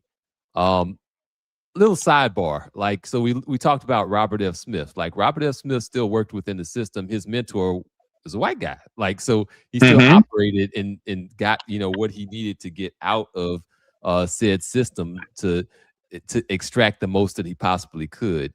But the idea, the basically the idea here is that you have networks and networking and people getting access to resources, and you can do that on multiple levels. The way that you deal with the people that are not on the same page of getting away from the low class moral worldview is that you deal with power structure.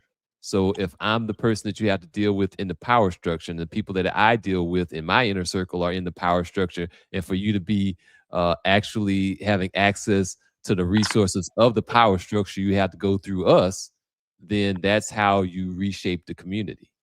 Like, whether they want to be on some BS or not. The answer is power. Craig, I'm gonna answer that. I'm gonna answer that by saying, right here we have unity, right?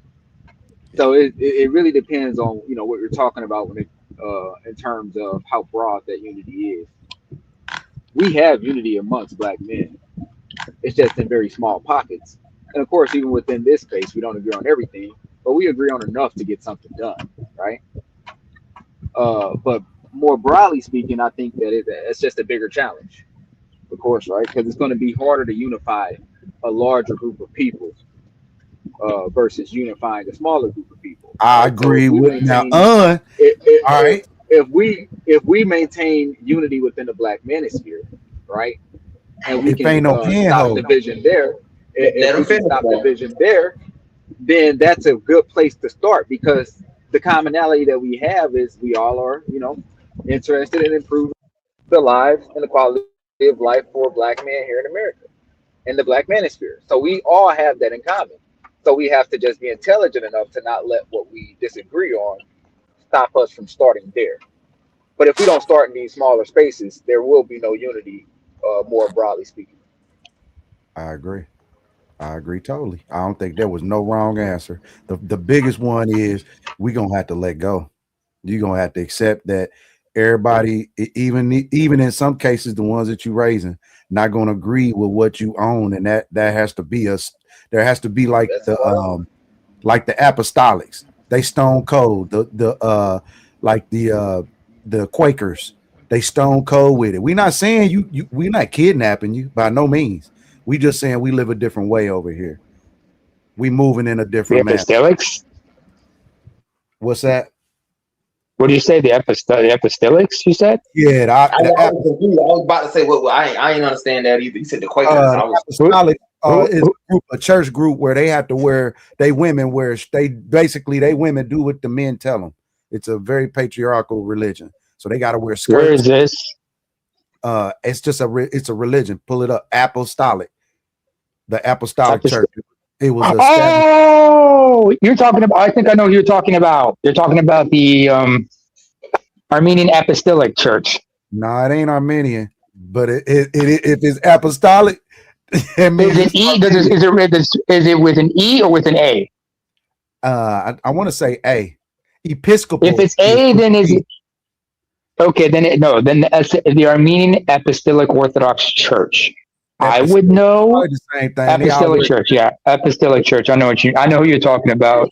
All wear dresses. They all modest. They don't show their knees. You understand? And no skin, none of that. That's kind of the it was supposed to started by one of the apostles that followed Jesus. I want to say Paul. That church was established in around 315 AD.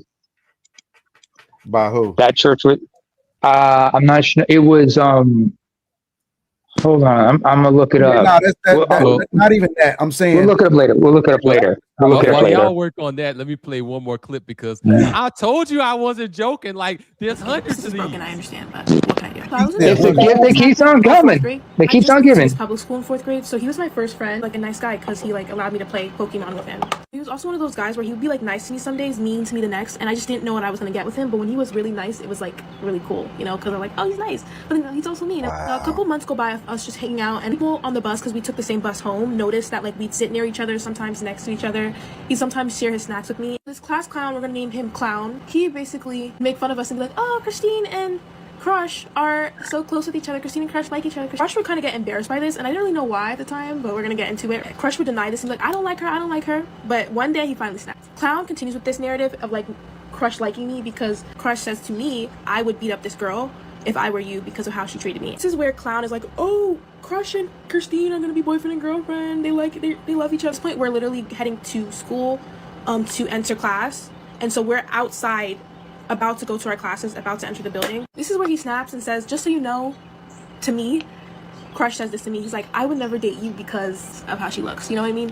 Or something like that. And I just knew that he was talking about my skin color. Like, he didn't implicitly say it, but it was just like, she looks like that, you know, I never date someone like that. You don't know what he meant. Maybe he meant that like you had growthage in your hair, because you know, still to this day, I don't do edges and stuff like that. So a lot of people are gonna say like, oh, he didn't mean it like that. But growing up in a predominantly white school, like I knew when microaggressions were giving microaggressions, and this was giving microaggressions heavy. And so I still liked him after that because like I couldn't help it. I mean, I tried to delude myself because I was 10 years old and I liked this guy and I didn't think that he was capable of being that type of person. And so I just was like, no, he didn't mean it like that in my head. And so I continued to like him. And then he moved away like the next year, so it didn't really matter anymore that I liked him.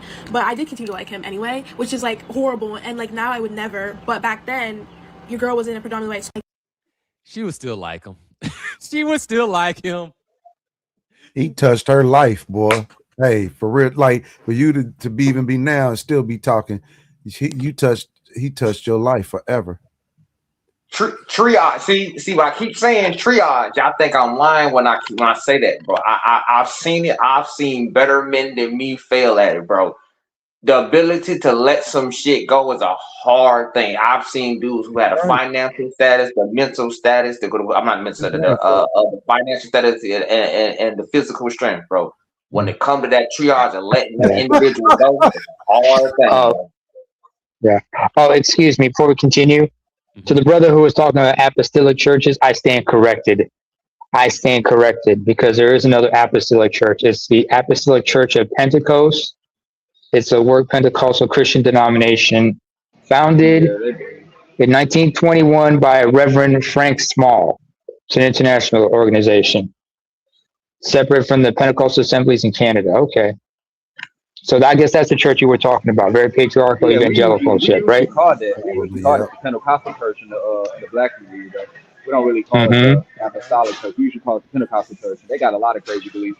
Like Is they the ones with the dresses too? They're the ones with the dresses. They're very strict. That's the one he was talking about with the dresses.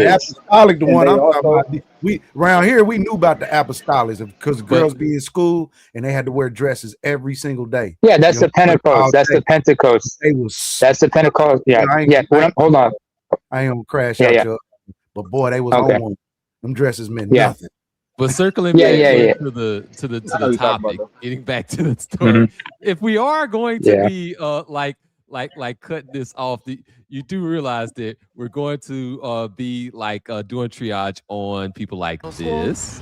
White people, white girls would make fun of me for my big lips. I get called out because I was the only black But those girl in are nice class. lips. I remember I used to not want to get tan in the summer because I didn't want to be too dark compared to everyone else around me, because I would get made fun of for getting really tan. Now those same people are getting fillers in their lips and trying to get burnt to a crisp tannin.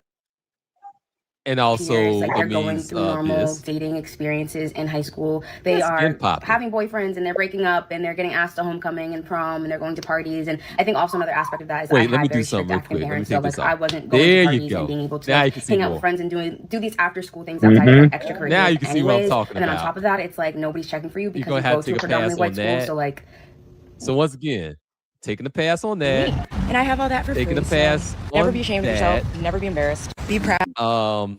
Taking a pass on this. Listen to this. So when I was in middle school, my parents told me that a white man will never commit to me. I grew up in the suburbs of Dallas, Texas, so I grew up predominantly around white people, and I was dating white guys.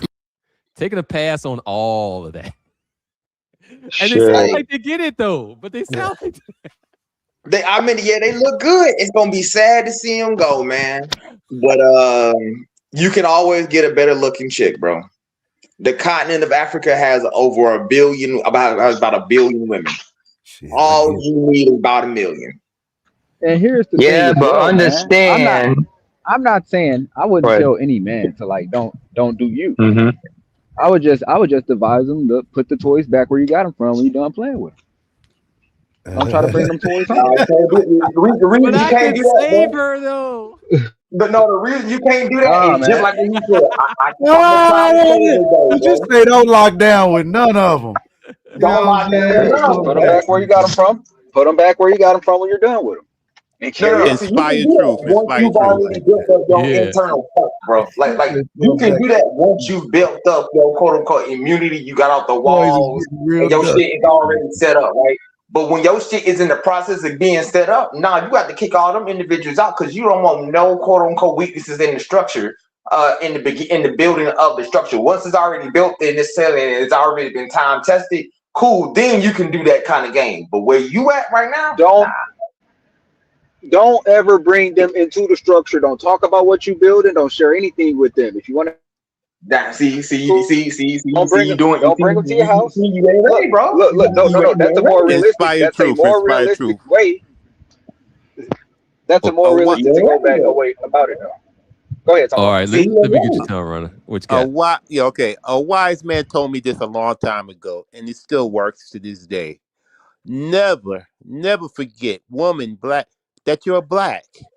You're a black man in America. You're a black woman in America. You cannot forget that.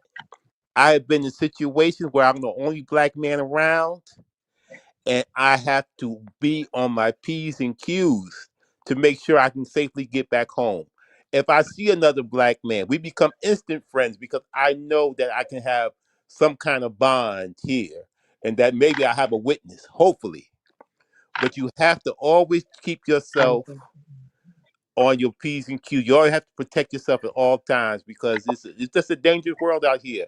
And when these women go to Mm-hmm. these schools and they're not have a strong male father or strong black people in their life, they can get abused and Oh yeah. misled. Abused and confused. Abused and confused. Definitely. In fact, mhm. And to your point, Tunnel Runner, I myself, I live in Northern Europe, but even then, I always have to be mindful of my surroundings, as usually there are very few black people.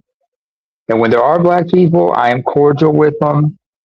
Say hello. I acknowledge their existence. I say hello, and I'm cautious when I interact with anyone. There have been a few times where I've been in certain. There have been times where I've been out and about with a few white friends, and my senses are always heightened just in case this, that, and the third. One situation in particular, I was with a friend and we went to this little this dive bar of sorts, and everyone was intrigued by me because I'd never seen a black person in this space because this was a space where it's mostly guys who were into punk rock and everything. And some of the women, they were intrigued by me, especially because I had a fro. But I did not feel comfortable there. Something in my gut told me, Negro, you better get out of there right now. Hey, This is son, not a how's safe your place for liver? you. How's your Mhm. liver and what's your blood type? Hey, Inspired Truth, I am a Yeah. certified scuba diver. Okay? Oh, I'm congratulations. in the pool with all these white people, right? One of the Mm-hmm. parts of getting your certification is you go to the bottom and they turn your air off for like a minute or two, and they turn it back on. So I'm with these white people, and we're going out to the middle of Panama City and going this water. I was so glad to see there was another black man in our group because I was like, they got the perfect opportunity to kill your brother and say, well, he's a black man. He can't swim. Yeah, So they- blaming it on that. That is actually kind of like similar to like Yeah, Irvin's man. case That's because he was actually a good swimmer, you know? Yeah. yeah, yeah. who Nolan. Who Nolan? No, not Nolan. No, Daniel Daniel Erving. Daniel Erving. Erving. Nah, man, when you in that ocean and you in that water, your body is not infinite. You can't That fight wasn't. some of them That's waves. not ocean. He wasn't in ocean. But even just water, period. If you get tired, you get a cramp, you done ate a burger or a dog or something, and you get in there, if y'all real swimmers, you know Whoa, that. whoa, whoa, whoa, whoa, whoa, whoa, whoa. Hold up a second. Hold up. This brother, why are we talking about eating dogs here? Bro, What the hell? What? brother. No, we said eating He burgers. mentioned a dog. Oh, He said burgers, ate a burgers. burger or a dog. I said, a hot dog, you mean? If he meant a hot dog? Okay, yeah, hot dog, okay. Eating dog. What the hell? Dogs and cats? Nobody does that around here. Hey, But eating anything, and you get them cramps that water. You know what I'm saying? Yeah. You're the best swimmer. But here's the thing: did they want to save you? Did they look if you was going through something?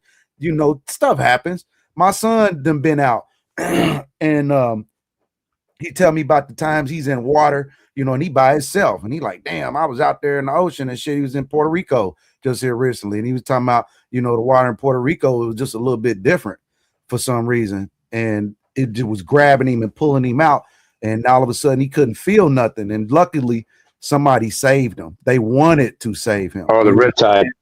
Yeah, the riptides and shit, yeah. That's the difference. You get what I'm saying? But it was like that. He was like, man, he was like, I was just thinking, he was like, I'm for real shit. I couldn't, you know what I mean? I couldn't do it no more. And if she wouldn't have came out and grabbed me, boy, it would have been, you know what I mean? I'm like, damn. Yeah. I was, your ass need a motherfucking life jacket.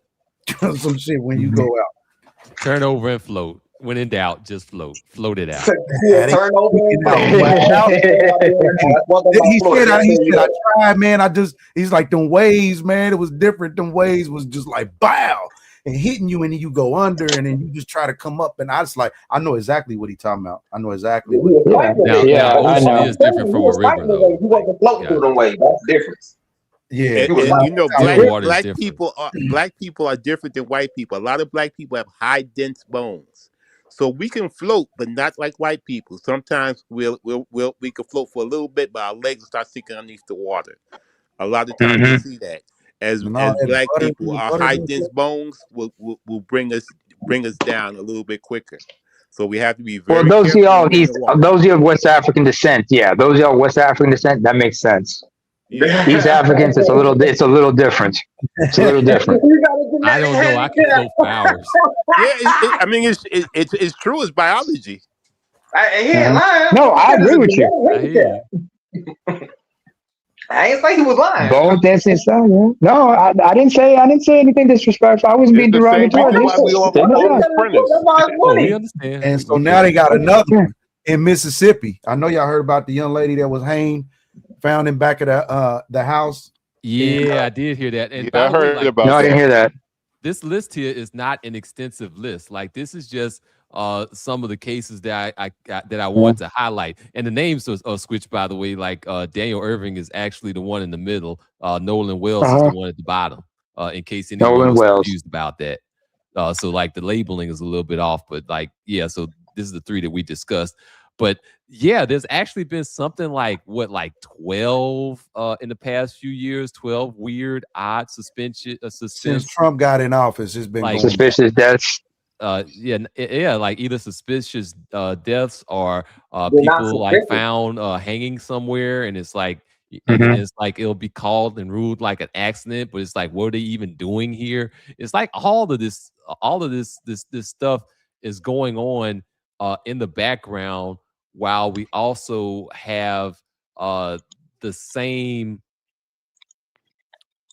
type of system that we see where because that's like the highest like stuff. Okay, like stuff that isn't fatality. Okay, that gets a lot of attention. That's the most severe thing. But the psychological damage, like those like little petty insults and those little subtle digs and those jabs and those little what I would call like chronic irritations, eventually metastasize into a cancer at some point in time, and it has an effect on people's psychology, and that part kind of goes less recognized.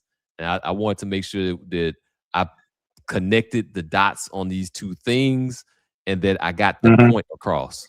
And it's not just like who brings you home like physically when you go into like these different white spaces. By no means that, because like there's like trips where people went on where the black friend doesn't come back, and it's like, okay, like you're not really home there if you're with people they're not willing to bring you home, whether that's like physically or psychologically.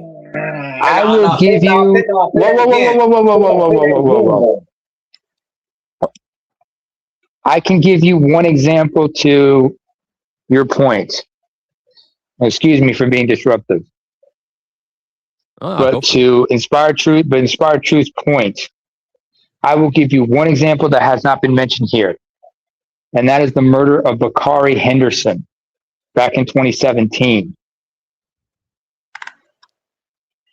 To those of you who don't know what I'm talking about, Bakari Henderson was hang on, let me look this up. Bakari Henderson was a young man who went with some of his friends on a trip to Europe, and they were in Greece. And they were at a particular bar where he took a selfie with one of the waitresses, and the men had an issue with him. Now, one of his friends were there, but he wasn't there to defend him. And he ended up getting stomped out by a bunch of Serbian migrants who were working there. And this was on a holiday resort. Within a week of the outcry, all suspects were arrested and they were being charged. But unfortunately, a year into, when the trial had proceeded within a year, the court said they could not convict them for murder, but instead convicted them for the lesser charges. And all the defendants just high-fived one another, while the parents were in shock about, a miscarriage of justice in Europe. But think about this. Because it was an American citizen, and this took place on an island, on one of the island resorts in Greece during the tourist season, it was big news, and the Greek government had to take it seriously. Law enforcement had to take it seriously. If it had been a Western citizen, it would have been the same thing, but maybe with less media attention. This shows you, if he were an African, he would have just been disregarded. And this is why black men should always be on a swivel. If wherever they are, they have to educate themselves about that place before they go there and understand what is the political temperature right there. At the time this young man was there, Greece was still going through austerities. There was anti-immigrant sentiment going on. You had far right political party was starting to gain prominence and was stirring up the pot, so to speak. And anti-black racism was mostly targeted at Africans. This is not the time for your ass to be down there. I personally know some people who went to Greece, because they were visiting some people. And because they were black African, they were being repeatedly subjected to stop and frisk by the law enforcement. Yes, that gentleman right there. Those individuals and those associates of mine who were down in Greece when they went to check it out or just on vacation, they were subjected constantly by law enforcement for stop and frisk and show ID. When they saw they were European citizens and whatnot, they said, oh, okay, never mind, excuse us. But when they stopped them, they were heavy-handed. But when they checked what their IDs were, they were like, and their passports and everything, they were like, okay, sorry, we did not know who we did not do. We're just looking for illegals. This man right here, Bakari Henderson. And this took place in Europe. You guys are worried about mysterious deaths in the US. This one took place in Europe. That lets you know why you have to always keep your head on a swivel. That wasn't And I remember, yeah, that wasn't I serious. said this once. Yeah. I These said ones this once. These ones Yeah, hold on a second. Hold on a second. Hold on a second. Bro, please. Please. I once said this a long time ago. I said, no matter what your nationality, ethnicity, tribal, regional, religion, whatever you identify it as, when you're a black person, no matter where in the world you are, it's always going to be an uphill battle you're going to face in some shape or form. That's something to think about.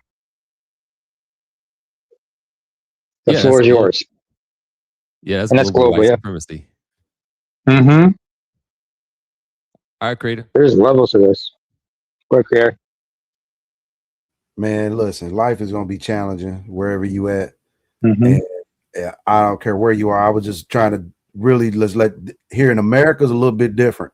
Now I get it. You know, you should travel, but here in America there is no mysterious circumstances. Somebody witnessed that boy get his ass beat by a bunch of folk. If we witness a man getting his ass beat by a bunch of people and he died, that's way different. See, what happens is these people are in these little small towns traveling or may run into somebody at a gas station, have some words, and then leave the gas station. And now here we are. It's just me and them on this dark road. Ain't no flock cameras. Ain't he don't have camera or GPS on them or nothing. We don't know nothing. They just come up in some other little town hanged or missing, or like I said, in some cases ate up by pigs. Because if you set a body in hogs, that body will be consumed in a matter of no time, and won't nobody mealworms.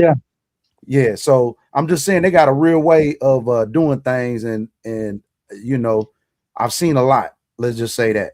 And if they want to get rid of you, I'm gonna get rid of you, and we'll never find you. Now these people hanging people is a message. So whether whether it was her own or whether it was another community trying to make it look like that, still those are messages. When you hang somebody like that, you want the other people around to know that this is going on. I think you said that earlier, Truth, was like, hey, you make a statement without having to make a statement. Yeah. You know what I'm saying? We just do a few of these to let you know there wasn't no scene. We don't know what happened. We just know that this is the end result of whatever they feel like they want to investigate and claim it is. Yeah, the ability to play in your face is a projection of power also. There's all kinds, like lynchings were symbols more than just at the actual force itself. It was to basically scare people into line for the most part. Terror. It was terror. It was organized terror. That is what a terrorist group does. I'm going to put so much fear into you that you capitulate to what I quote unquote do, which is why I keep saying, right, the difference between what is it, Spain and Portugal. Spain did horrible things, quote unquote, or did acts of terror or terrorism to quote unquote Portugal, right? The Portuguese were willing to do as much. Repeat this: the main word I'm going to use here, as much terror back towards their quote unquote the Spaniards, right? Over here, the population was for whatever reason, was unwilling necessarily to give as much terror, right? Because that changes your internal psyche and how you would have to interact with people. Being raised by a woman is not going to get you to that level, and I'm just going to leave it at that. Be quiet. All right, so I'm gonna go ahead. I'm gonna get ready to close out. I'm gonna play this clip one more again. But first, before I do that, I think I might have an announcement. I think I'm gonna go with this series more often than just Saturdays, because like we need to get a little bit into some more discussions, and trying to put this stuff out as like a pre-recorded isn't nearly as useful and as helpful as actually like kind of going through this and talking through this like as a live stream. So like there's just a lot of stuff that I've been making is like pre-recorded. I'm gonna make this stuff be more like a live stream sometime during the week. I have to figure out what day during the week, but that way I can get like more stuff out there and not let some of the topics that I really wanted to talk about go on the back burner and just kind of disappear somewhere, because there's important stuff that needs to be discussed, and maybe we could talk about some of that stuff behind the scenes too. But with that, I'm gonna get like some closing statements, and then I'm gonna go ahead and play the clip.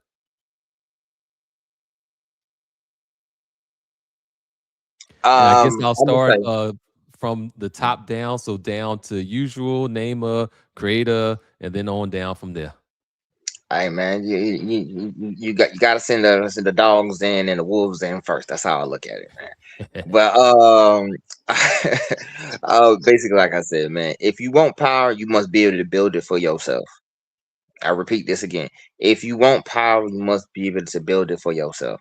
If your power comes from a magical staff that somebody threw to you, or threw from the heavens, or for whatever god or entity that gave it to you, the day they want to recall that staff and take that power away from you, they will. And then you'll be whatever position that whatever state that you was in when they before they gave you that staff. So like I said, you have to be willing to do the work, and you must be willing to build your own power. Repeat this: your own power. And there's a variety of ways to attain power. You must be willing to do it and make the necessary sacrifices to get it. That's all I'm gonna say. All right, it's on you, Nema. Staying true to the topic, safe on paper, going up black and white spaces. Black folks, we are never safe in most parts of the world, in most spaces, unless we control those spaces ourselves. Even then, we have to keep our heads on a swivel, and I'm still trying to figure out a way to not be consumed by the fear and paranoia that I have to keep intact. One has to keep their paranoia intact, but not let it override their sense of awareness. Because getting too paranoid can drive you up the wall. Always keep your heads on a swivel, protect yourselves, and always know who you're around and be careful with the people you're around. In fact, people need to educate their children and let them know who are your friends, what are they about, and parents need to be more involved in their children's upbringing. Very intimately involved, and explain to the children what's going on. Children have a right to know. So educate yourselves, educate the children, and let's raise everybody right to be smarter, safer, and street smarts. Street smarts are needed. It's not enough to be book smart. Raise the consciousness. I'm done. All right, so on you, creator. I'm keep it real simple. It's just time to get in and use this consumer power that we have. Yep, safe on paper, and we have a community of people that understand how we move, and we don't move like anybody else. So we need to use that power, that knowledge, that way of communication, but more so get into this financial realm. We don't move like anybody else. Get into that financial realm. Once we get into that financial realm, then we have true power, because now we plan, and they can't bomb that. They can't send no planes over, and we own a portion of y'all mortgages. So you're not going to send no bombs over there to bomb on that. It just don't happen. And then if you do, well, we still winning. All right, let's get you in there, Bronk. If you got a closing statement that you would like to present.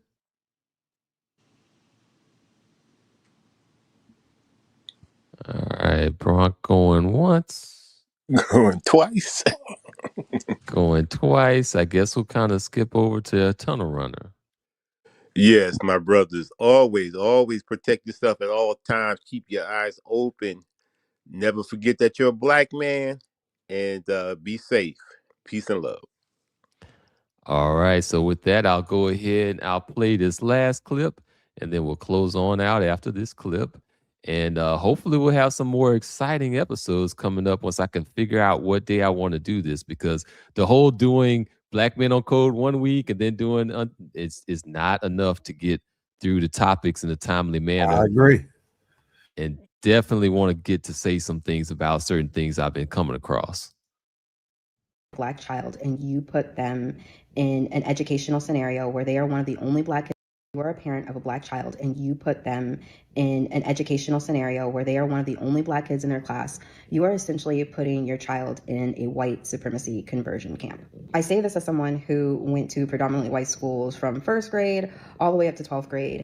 Even if there's populations of Asian kids or Latino kids, when the school is predominantly white, especially the teachers are mostly white, it puts your kid in a position where they are taught that whiteness is something that you aspire to. And the more you assimilate, the more you're rewarded. I saw chic kids stop wearing their turbans. I saw, Korean kids throwing their lunches away, shortening their names so that they're more palatable to white people. That does a number on your psyche. I feel like when you come out of those institutions, you either go Huey Newton or you go Clarence Thomas. And there's not a lot of in between. You become accustomed to being rewarded for making white people comfortable. Straightening your hair, not being confrontational about people mispronouncing your name. I literally signed my daughter up for a ballet class, and as soon as we walked in and I saw she was the only Black girl, I pulled her out. I pulled her out immediately, because what I'm not going to do is set my daughter up for a situation where she feels othered, where people are looking at her hair and asking her questions and making her feel like an alien. Just saying, as someone who lived through it and had to recover from it, if you have a Black child,